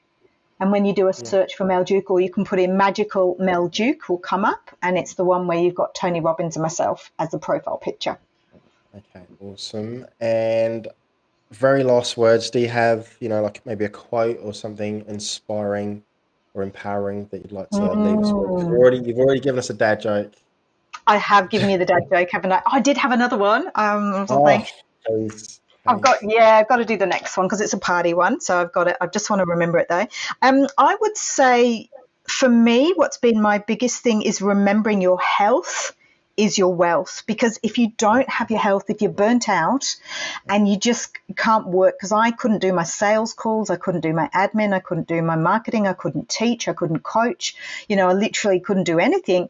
And it impacted on my businesses and my mental health, of course, because I couldn't socialize. And as I said before, I'm a dancer and I couldn't go dancing. So yeah, your health is your wealth. And a lot of times I think we're aiming for wealth, whereas we should really put our health first, and then wealth will just pour in. As soon as you've cleared those negative emotions, it'll attract. Are you ready? Have you got it? This reminds me of you. Why does the mushroom always get a birthday party invite? You might know this one. Yeah, I think I know. Why does the mushroom always get a birthday party invite? I think Because I know. he's a fun guy. Yeah, that's it. Happy birthday Well, for tomorrow. thank you so much. Just want to say, absolutely love you to bits. Thank you for all the support, the guidance, the contributions, donations, and yeah, I've seen you almost all day, just cheering everybody, supporting everybody, and cheering everybody on. So that means it means the world. So thank you. Lots of love. You're welcome. Thanks, Dre, and have a beautiful birthday tomorrow. And Sandra's next. Yes. Say hi to Sandra. Thanks, Dre. Bye. Will do. Bye. All right, let's get her out there. The super sensational superhero of a legend, Sandra SANTORO. That's a superhero name. Hello. How are you, megastar? I'm great, thank you. How are you? I am amazing. You've All had right, a serious huge couple of days. question. Were you able to connect up your Facebook? I think so, but hey, we're just going to go with it, right? Yeah, we'll check afterwards. I Yeah. think I did, but we'll see what happens. Yeah, I'm trying to remember what you were going to talk about. Was it awaken your? 3 ways to build your worth. Okay, not even close. Not anything close. I'm gonna forgive you because you've had a massive couple of days, right? Massive. So it's all good. Yeah. It is all good. So I'm really excited. Do you need slides or anything, or are you just I'll talking? share my screen. Let me just check. We got it all working. Oh, you're over it. All over it. It's working. All right, let's get rid of that. That's good. And then I'll see you in about 20 minutes-ish. Yeah. All righty. Thank you. Thanks so much. All right. Thank you again, Dre, for having me. It's so exciting to be amongst so many amazing coaches and to be a part of this great opportunity to raise money for Brett and Paul's daughters. So tonight, I'm going to talk to you about 3 ways to build your worth. And my name's Sandra SANTORO, and I'm a women's empowerment coach. So first thing, really, really simple, right?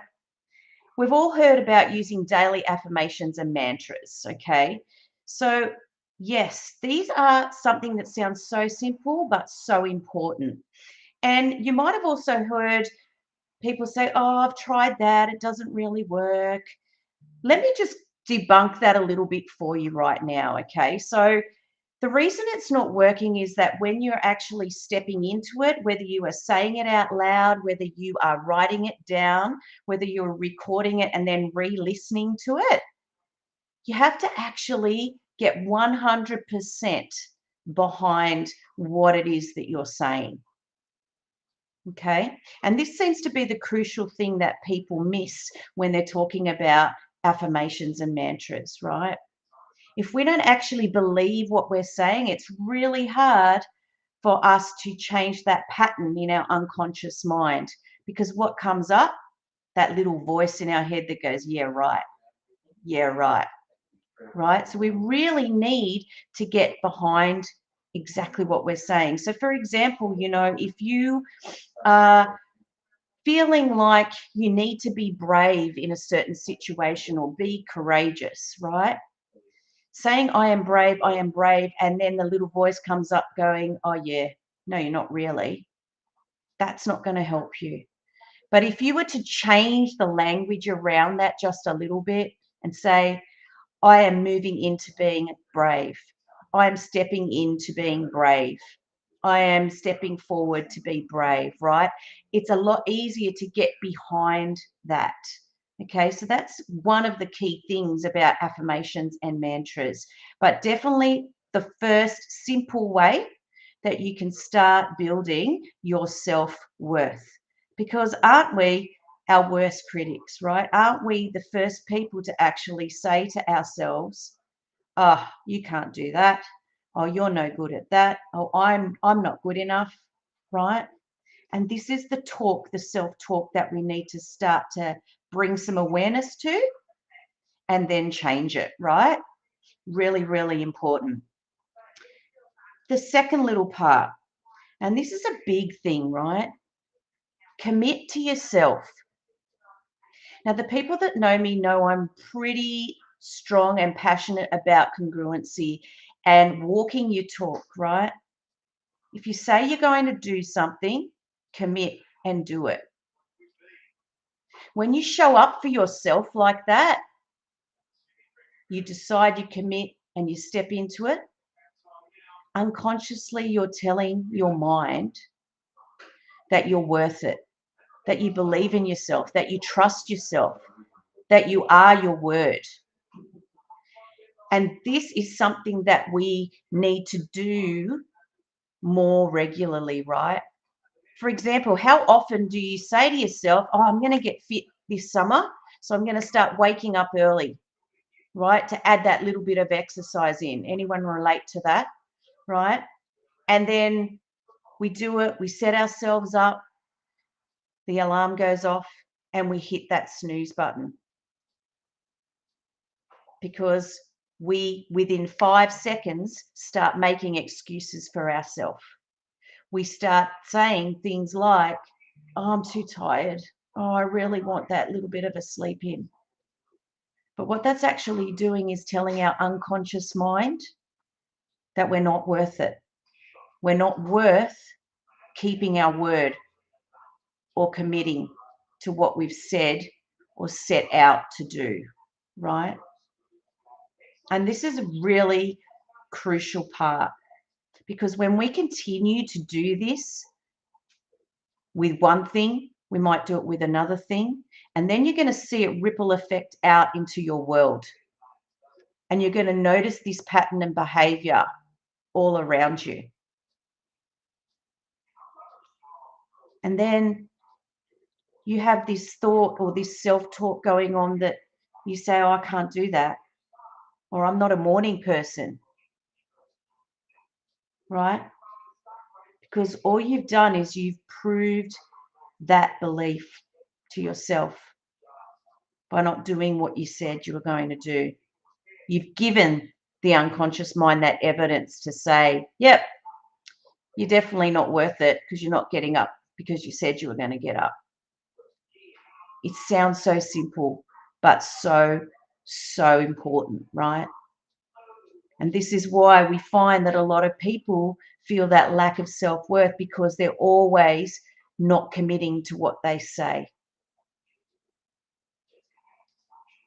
Really, really important. And the third thing is this, right? We've got to step into 1% of positive changes in your life each week. Now, what do I mean by that? Think about the things that you want to change. Think about the things that you want to improve in your world. It might be to do with health. It might be to do with business. It might be to do with relationships or family.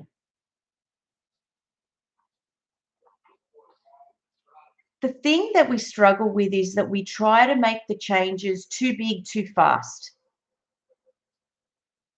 And we don't take that one little % of change. And then when we can prove to ourselves that we've done that, we add the next one. And we keep layering it. So you might have heard a term called the layering of habits, right? When we layer our habits like that, it becomes easier to do. But what it also does is it feeds our unconscious mind and tells it, yeah, you're doing this. Well done. You're proving to yourself that you are committed to you. And that's building your self-worth. Let me give you an example of what I mean when I say breaking it right down, right? So let's go back to the story that I said, or the analogy that I used about wanting to get fitter and healthier, right? And so you decide that you're going to start getting up half an hour earlier to get on the bike, to get on the treadmill, to go out for a walk, whatever it is for you, right? Now, say you're going from no exercise to starting to do something. Start off small. Say, okay, this week I'm going to try and get up early once and do it and get it done. What are you going to feel, that sense of accomplishment, when you've actually done that? When you've actually gotten up, gone for the walk, gone for the run, gone for the bike ride. Yes, you're going to feel good about yourself, right? Then the following week, you might say, okay, I'm going to try for 2 this week. And you do it the first time, and then you do it the second time. Awesome. You hit that 2 goal. And you might keep going with 2 for a couple of weeks, right? So you're really consistently doing it, and it becomes easy. And every time you do it, you are building that self-worth bucket. It's so crucial to build that bucket on a daily basis, right? Then you can jump to 3, you can jump to 4, or however many you want to do. But the point is, you decided, you committed, you showed up, and you made the change, right? Especially when you don't want to. When you show up when you don't want to, you're telling yourself that you're worth it, that your goals and what you want to achieve are important to you, no matter what. Now, anyone that knows when they're in, heavy stress situations, or, trying to build a business, or even, competing in marathons, events, and things like that, we need to have that super laser focus so that we can achieve that end result that we want. But the only way that we do that is by constantly filling up that bucket, by constantly telling ourselves that we are worth it, that we can do this, and consistently putting these practices in to our world every single day.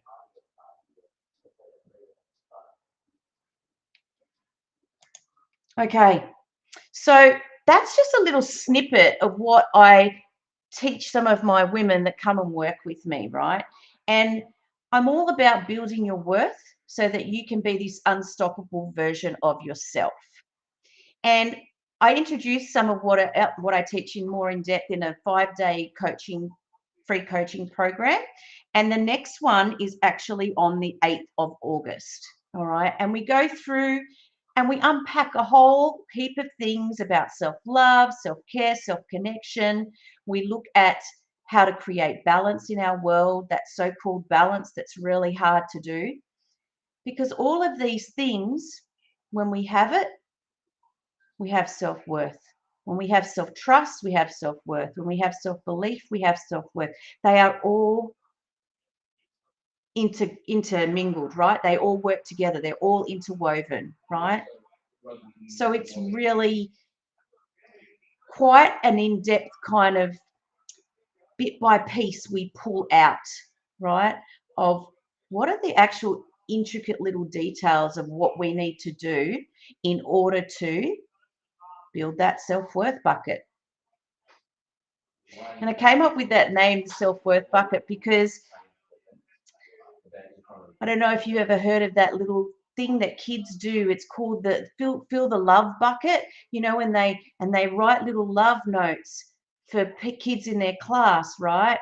And they just put their name on it and say something nice like, you've got a beautiful smile, or you're a really kind friend, or your hair's pretty, or whatever it is, right? And then the child picks out their name from the bucket and they read it. Can you imagine getting those little love notes from people every day? How much is that going to build your self-worth, right? But the most important thing is that you need to be able to give this to yourself. This is an inside job, right? We don't want to keep looking for it external to us. We want to keep giving it to ourselves from that internal perspective, right? This is why committing to yourself, showing up for yourself, making those small positive changes over time consistently, daily affirmations, mantras, being self-aware, they all are part of that piece, part of that puzzle. Okay, so yeah, if you want to join me on this one, please let me know, and I'm happy to put your name down and secure you a spot for the next time this runs, right? I've just finished one this week, and it was just amazing to see the growth in the ladies that joined. The other thing I wanted to share with you as well, I would love to gift you my self-worth ebook. If that is something that you would like, please drop a yes below, and I will come back to you and send it through you via Messenger. And come and join my Facebook group as well, right? It's all about empowering women. Okay, so if you're a mum, you're a business owner, a small business, corporate, professional, whatever it is, and you're feeling like you need a community or support around you that's going to build you up, it's going to help you to view things in a different perspective, come and jump on board. And you can find all that information on my personal page, on my private page, personal Facebook page, sorry. And that's it. Short and sweet, because I know some of you have been watching all day. So well done to you. Thank you, thank you, thank you so much for joining me. Thank you again for having me, Dre. It's been a pleasure. I'm just going to stop that share. There you go. You are so, that was awesome. And I was thinking about, you know, when you were saying about, like when we talk to ourselves and we'll say, you know, I'm like the best marketer in the world. I'm the best marketer in the world. I'm the best marketer in the world. And then there's that little voice like saying, no, you're not.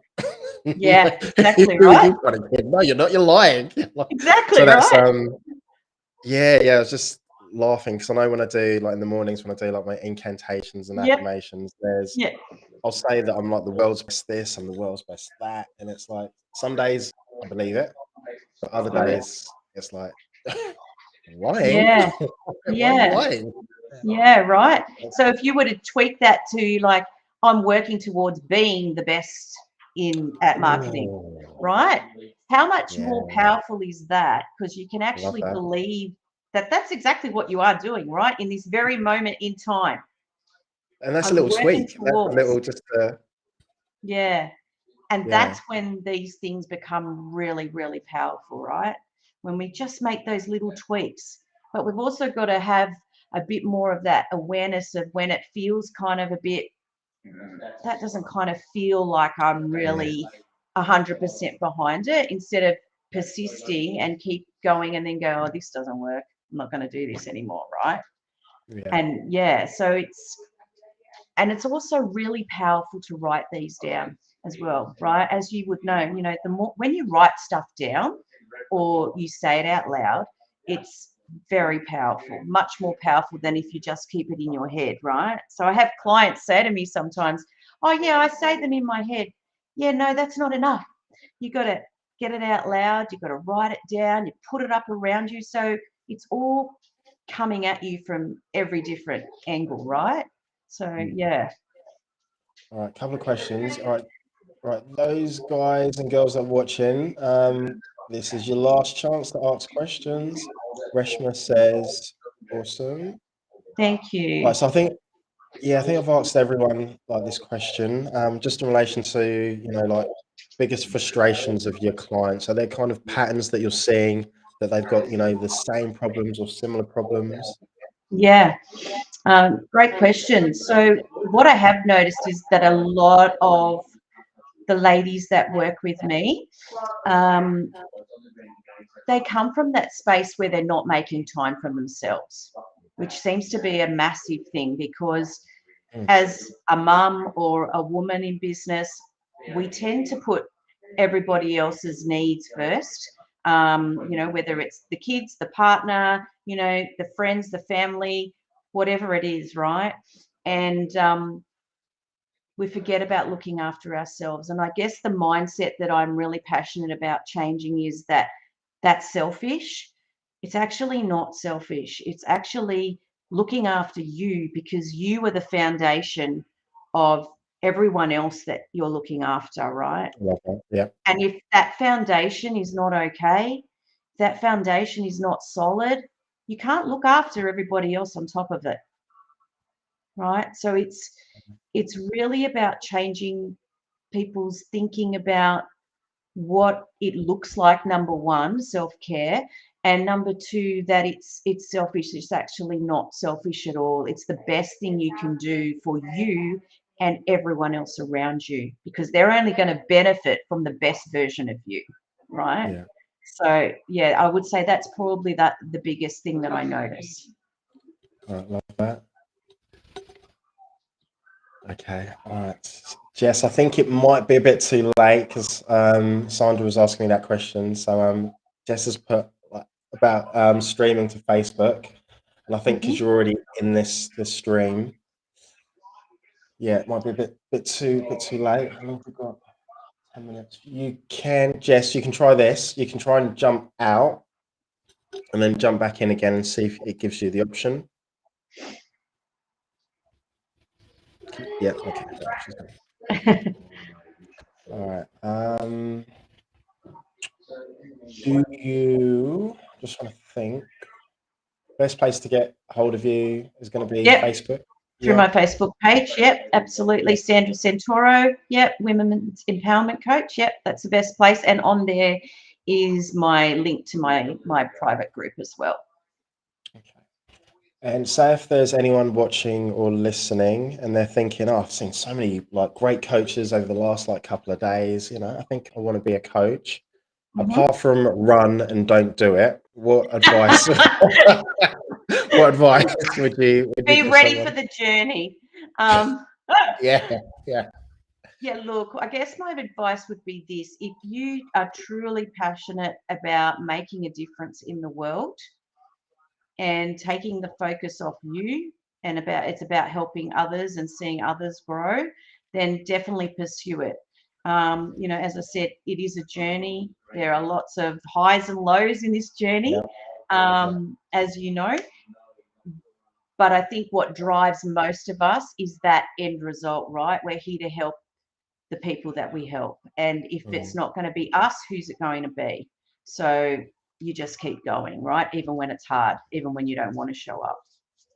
I love that. And what's next for you? So what are the next sort of like 3, 6, 12 months look like for you? Oh, wow. Hopefully really exciting. That's what I'm putting out there anyway. Yeah, look, I really want to be speaking on stage in you know, at huge events. That's where I see myself in the future. If that happens within the next 12 months, well, yeah, I'll be on top of the world. So yeah, that's my goal. All right, awesome.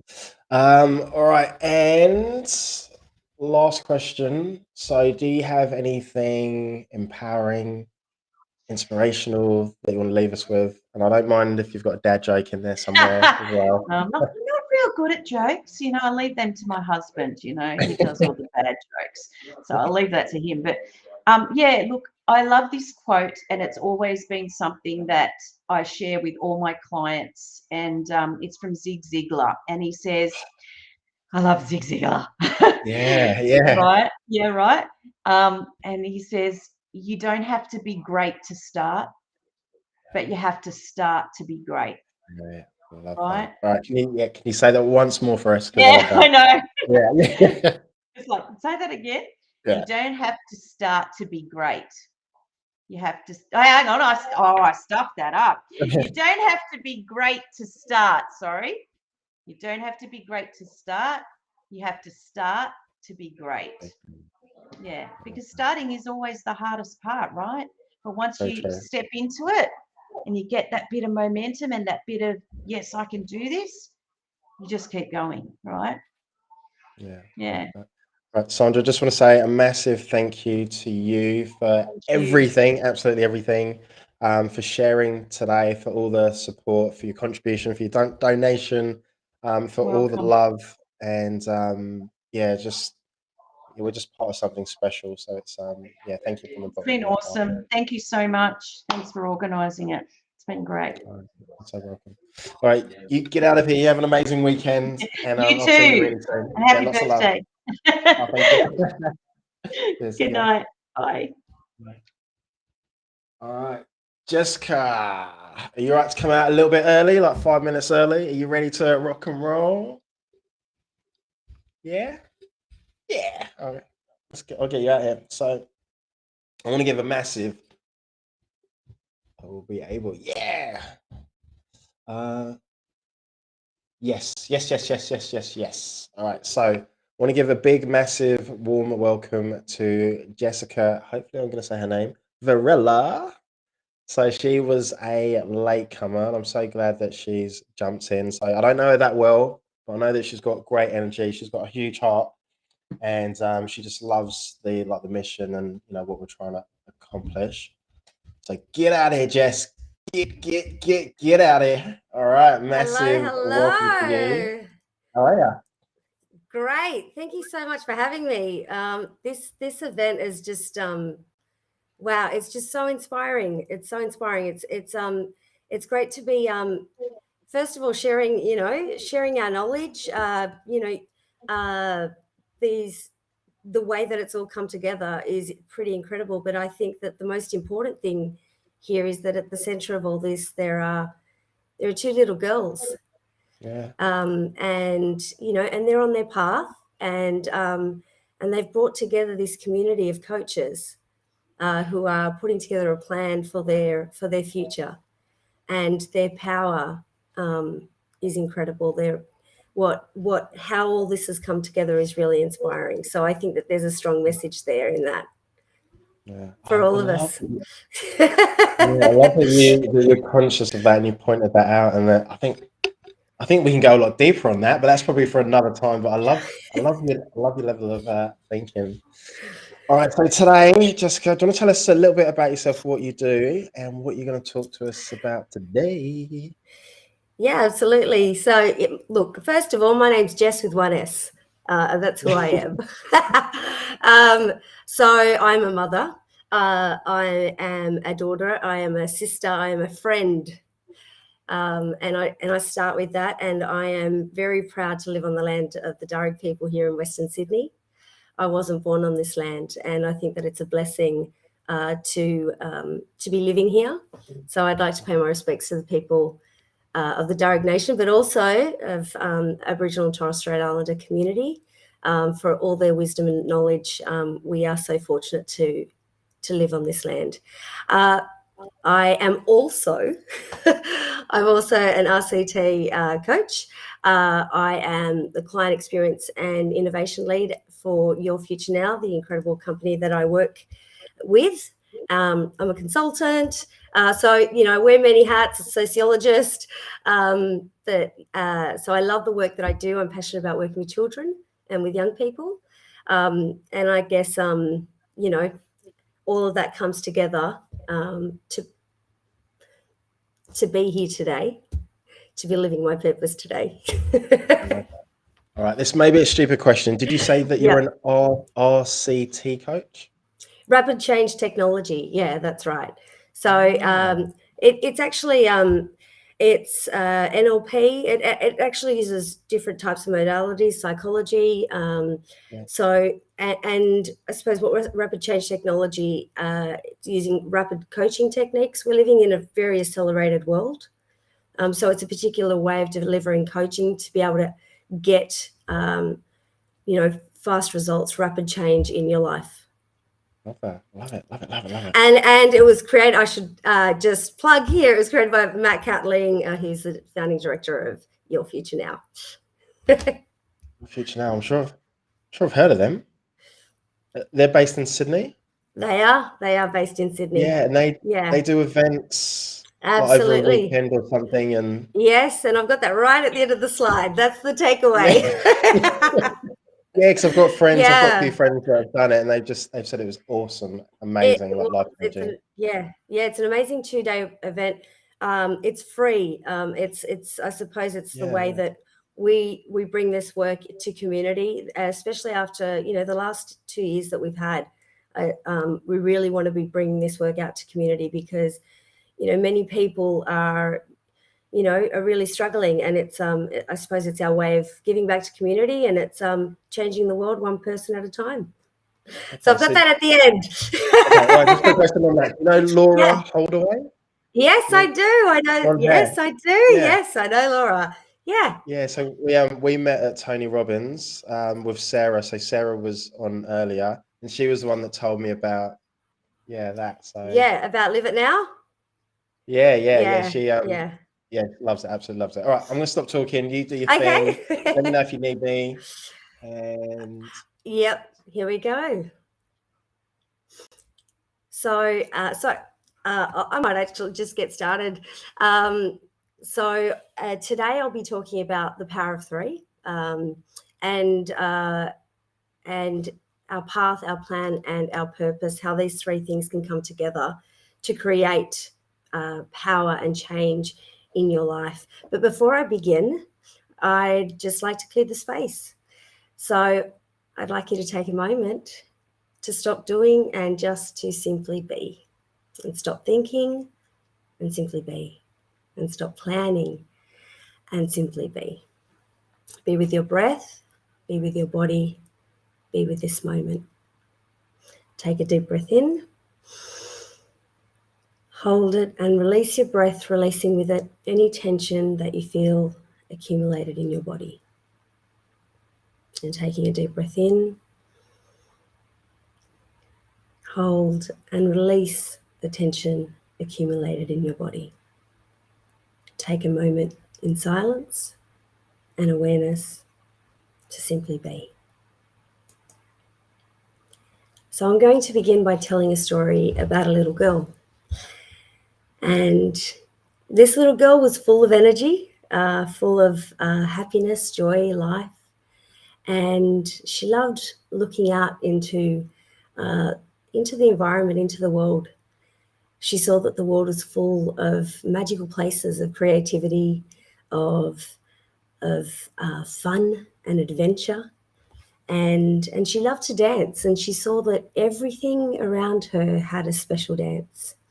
The birds had a special dance, the dog, the cat, everything had a special dance. And she liked to venture out and take a moment just to see everything that was going on around her. And one day she ventured out, but she ventured out too far. And her mother couldn't find her. Her mother got very worried about where she was, very scared, and gathered all the neighbors to start looking for her, and they found her. And she learnt that she shouldn't go far from home. Unfortunately, it took her a couple of more goes to learn the story. She was out on a shopping trip with her mum, and her mum opened the car door, and she jumped out of the car and went running straight into the shopping centre. And again, her mum was frantic, looking for her everywhere. And eventually, the security guards found her. And so to solve the problem, her mum put a harness on her.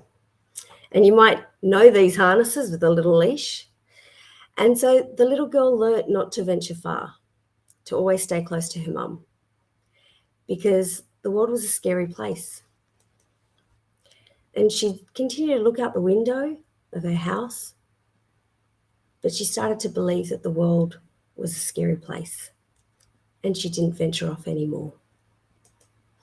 And time went on, and she loved to dance, and she continued dancing, and she loved performing, and she grew up in an incredible community that she loved to perform for.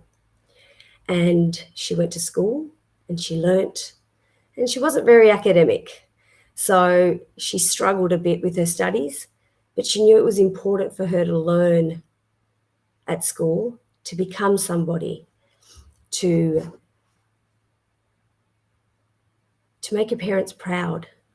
And so she studied, but she really loved dancing and she really loved performing. And eventually school finished. She finished her studies. She went off to university, and she continued dancing and she continued being involved in community. But she learnt that dancing and being involved in community was never going to make her really any money. And so she decided that she was going to settle for her studies, eventually graduate.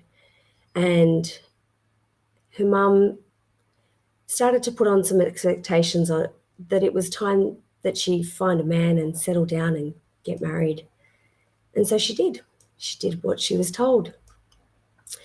And so her passion for dancing became a hobby. She got married. She had children. And then she dedicated the years of her life to raising those children. And she would reinvent herself time and time again to ensure that the needs of her children were met, that she had enough money from her job to be able to provide financially at home. And she got a job working in community, and she loved that work. But time went on, and eventually there was a global pandemic, and work changed. It became more stressful, and home changed. Her husband had become very sick. He had a number of illnesses, and that required more and more of her time to look after him. And she started homeschooling, and she was going to work. And it was almost like the problems at work were never going to be solved, and the problems at home were never going to be solved. And she kept trying and trying, and eventually she became invisible, and she was broken. And at about this time, her son had found this workshop that he wanted to do online. And he asked his mum if she would take him. And so she did. She took him. She got there. And when it started, she realized that she'd turned up for herself. And there was a man at the workshop. And he asked her. He asked her questions about her life, about who she was. And all the dreams came back. He asked her about who she was as a little girl. And she remembered. And he said, "There's a light in you. Maybe it's time for you to let that light shine. And when you give yourself permission for that light to shine, you're going to give permission for everyone around you to shine their light too." So she made a commitment that day that she was going to let her light shine. And then she went back home. She decided that it was time to quit her job because she wasn't happy there, and she had to find a sense of safety somewhere.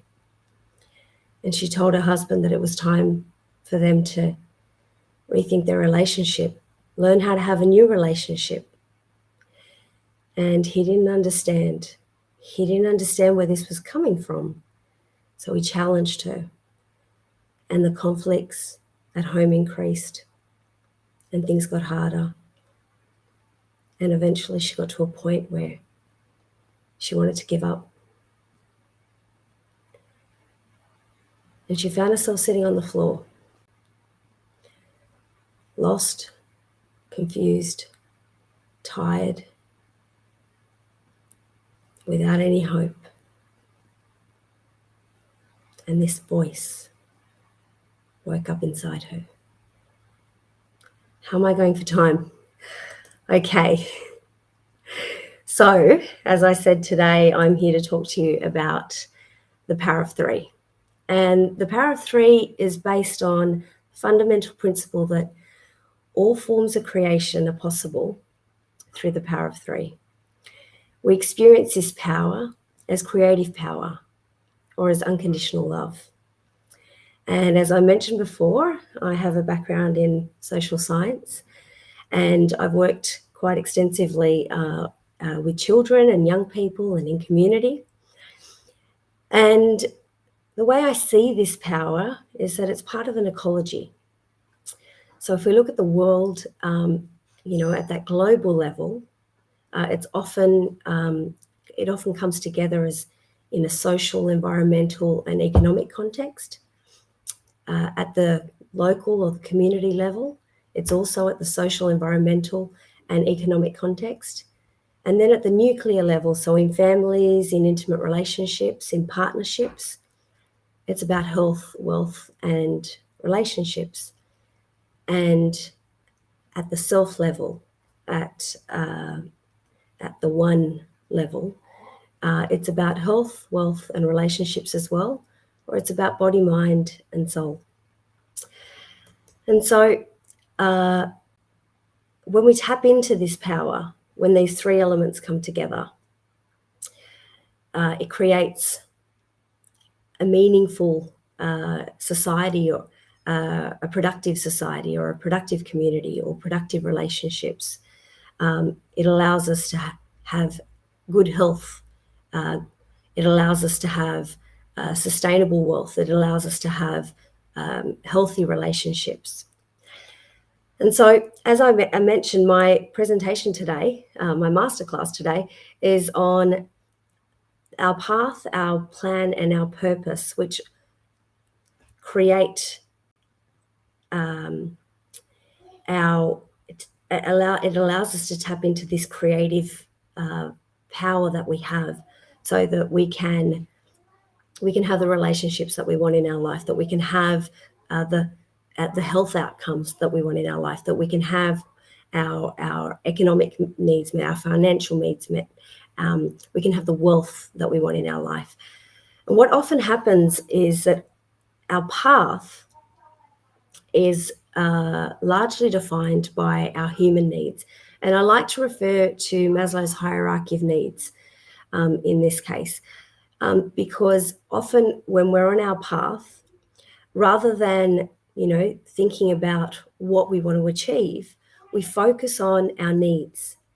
And as long as our needs, our basic needs, are being met, we kind of stay trapped in these cycles, in this repetitive cycle. But essentially, as people, as humans, as individuals, our purpose in life is to reach the point where we can self-actualize. And that's a unique purpose that we each have as individuals. We each have individual purposes. You can live your entire, you can look at all of humanity, all of, I don't know if this is beeping in the middle of it, certainly beeping in my ears. Sorry about that. But, in all of human existence, there will never be another person like you who is born. In fact, it's a miracle that you were born in the first place. I mean, if you look at the odds, it's a miracle that your parents came together, and that at that time, in that moment, that you were created. And so you're born with this unique purpose. And our purpose in life is to be able to self-actualize, to do what you were born to do, to fulfill your mission. And a lot of the time, people don't get to that point where they self-actualize, or even to know what their purpose is, because they get trapped in the four lower human needs. ensuring that the physiological needs are met, that their safety needs are met, that love and belonging is met, and that their esteem is met. And so when we look at Maslow's hierarchy of needs, we split them up they're split up into two different categories. We have our deficiency needs and we have our growth needs. And where we often are living our lives based on our deficiency needs. What we experience is a deprivation of those needs, and that creates motivation within us to grow. And once a need is met, then we rise another level, and we're motivated to achieve another need. The more we experience deprivation, however, in these needs, the more our motivation increases. If our deficiency needs, however, are met, then our motivation is reduced. So if all your needs are being met, then you start to experience a lack of motivation towards self-actualizing. So what I'm trying to say here is that we must experience conflict in our lives in order for us to get that motivation to be able to self-actualize. And that is where our wounds become our superpowers. However, things like limiting beliefs, a lack of self-worth, guilt, shame can hold us back and can keep us trapped in our deficiency needs.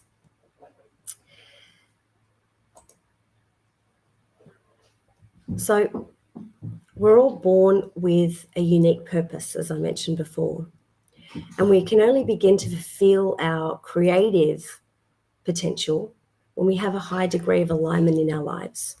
That is when our path, our plan, are both aligned with our purpose. Now, if our path is solely based on meeting our deficiency needs, we are trapped in that cycle. But the more we experience that conflict, the more we're then motivated towards self-actualizing. And that's where our plan starts to awaken within us. The first step in unlocking our creative power is to have a vision for the future that we want to create. And we create what we hold in our conscious mind. And that's something that people often don't realize, is that every day we are creating. Every day we are realizing the vision that we have in our mind. And that's where things like limiting beliefs can keep us trapped. When we start moving towards wanting to self-actualize and realize our purpose, that's when we need to have a vision for the future that we want to create.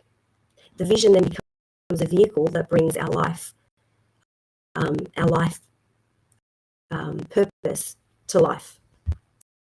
And I work for an incredible organisation called Your Future Now, and what we use is rapid change technologies.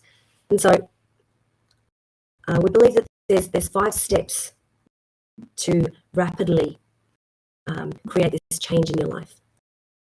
Our first step is commitment, and that means that you let go of the exit strategy. That means that you commit to the vision.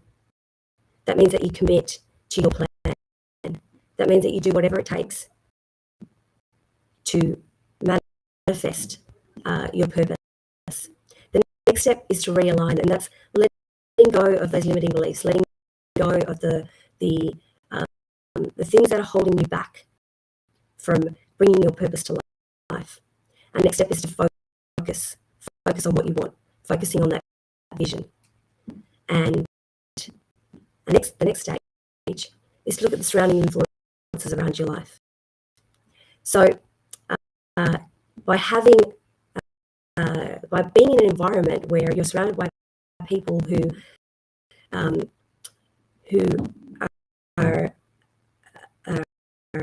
putting their agenda or where their purpose or their needs are in conflict with yours, that can also keep you trapped in these cycles. And it's important that once you have a vision for the life that you want to create, once you know what your purpose is, that you start to bring people in that are doing that. And that's why it's important to have positive influences in your life, coaches, listening to podcasts, getting information that's in the in the external environment that's aligned to your values, that's aligned to the purpose that you want to create. And the last step is taking action. And it's I often talking to people and speaking with my clients, they'll have a vision for what they want to do, or even in the work environment, people have a vision, they have great ideas, and they'll put a plan together, and then they don't take action.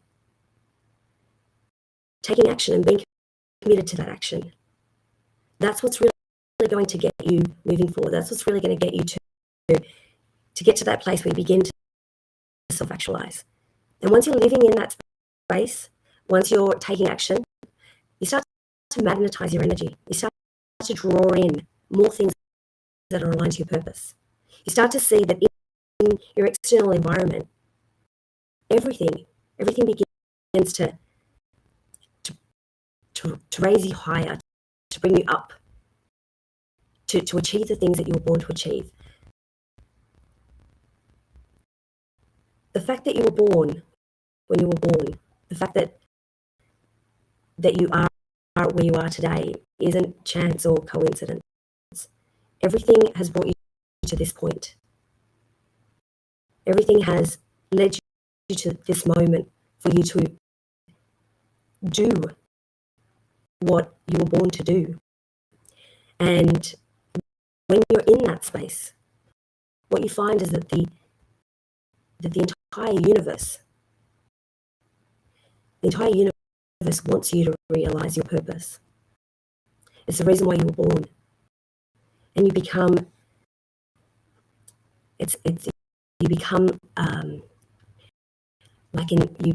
you're in perfect synchronicity with everything that's around you. You begin to elevate. And that's when you experience what we know as unconditional love. You begin to tap into the unconditional love that the world has to offer. Your purpose is a reflection of who you are. Your purpose is what you believe. Your purpose is your values, what you strive for in life. Your purpose is you being the change that you want to see in the world.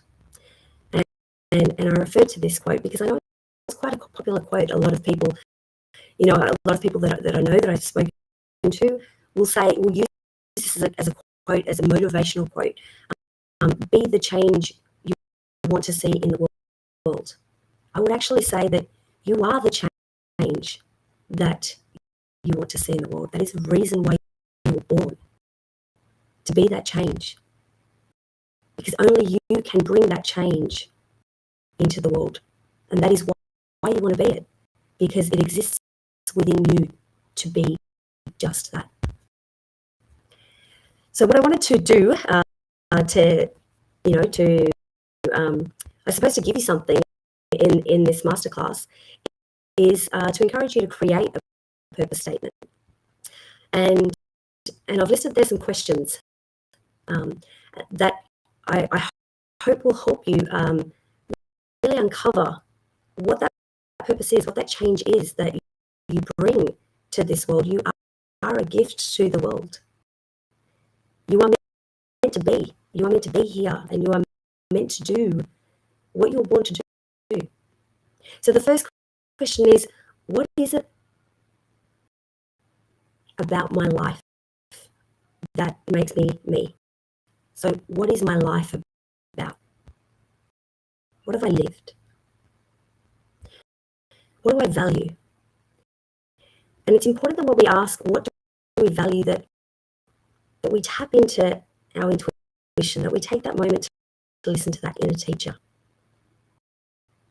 That we're asking the question from within ourselves, within our heart, within our soul.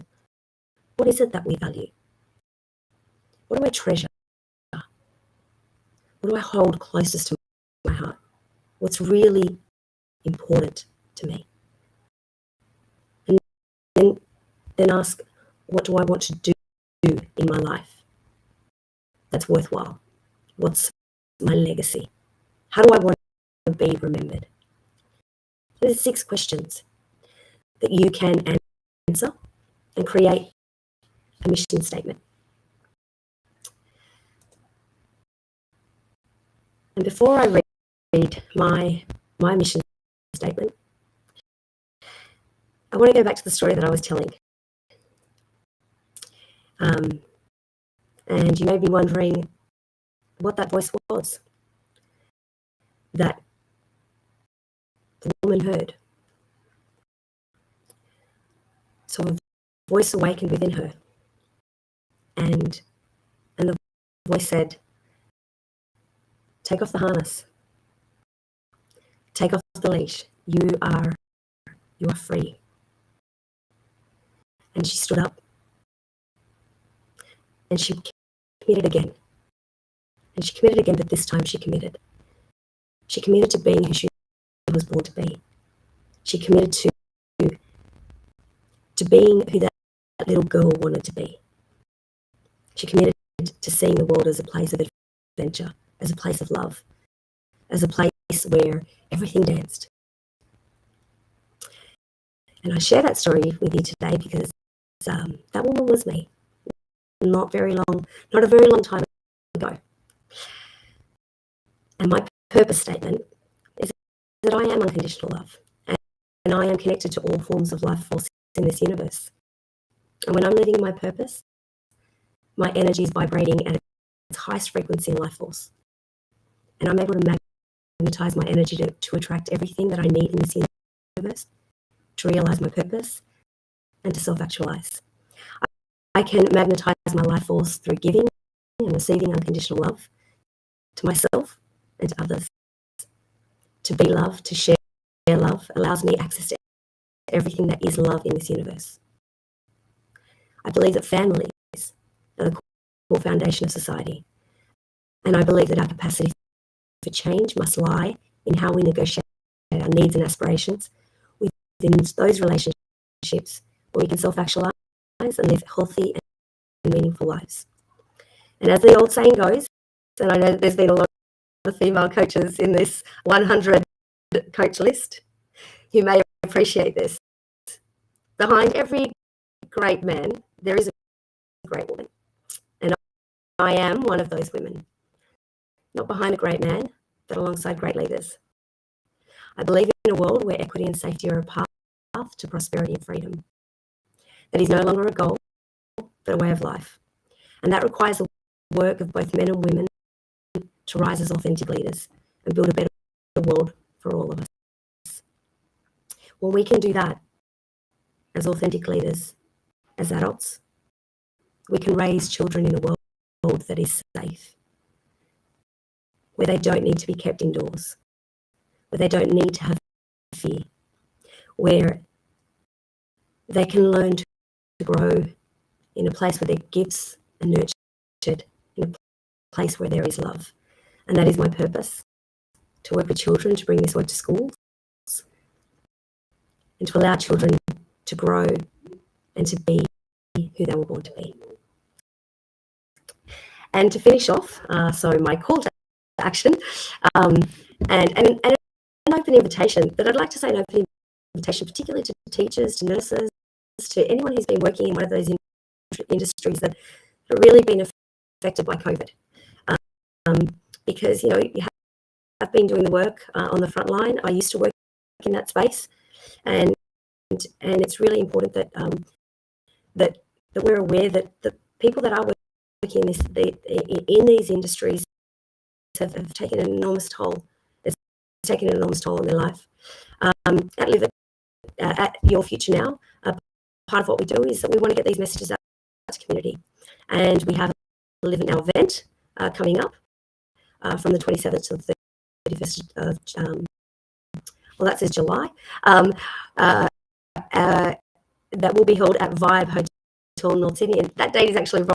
It's actually the 6th to the 7th of August, and it's a free event. It's a 2-day event, and it's going to allow the opportunity to recharge, to tap into who you born to be, who you truly are, tap into your true purpose, and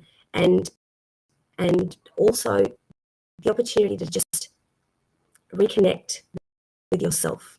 There are people who give, who've been giving too much for too long and not nurturing who they are. So it's an open invitation to anyone who's wanting to attend. And if you are interested, you can just drop me an email at support@yourfuturenow.com.au, or you can call 1-300-997-NOW. And you can speak with me directly. But that is it for my presentation today. I hope you enjoyed.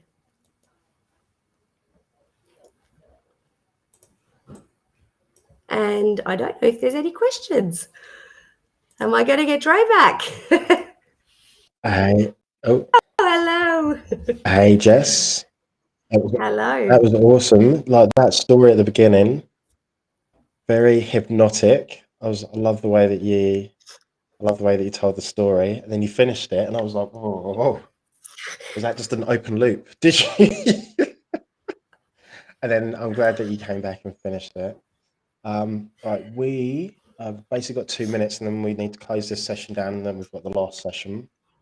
So just quickly, where's the best place that people can find you? Best place to find me, support@yourfuturenow.com.au. You can find me, and you will get me. I will be answering your email. You can also reach me on my Facebook page. So you can just search Jessica Varela. And again, feel free to reach out on Messenger. I'm very open. I believe in this work. I want to get this message out. And it's my way that I contribute to the world, and for me to be able to live my purpose.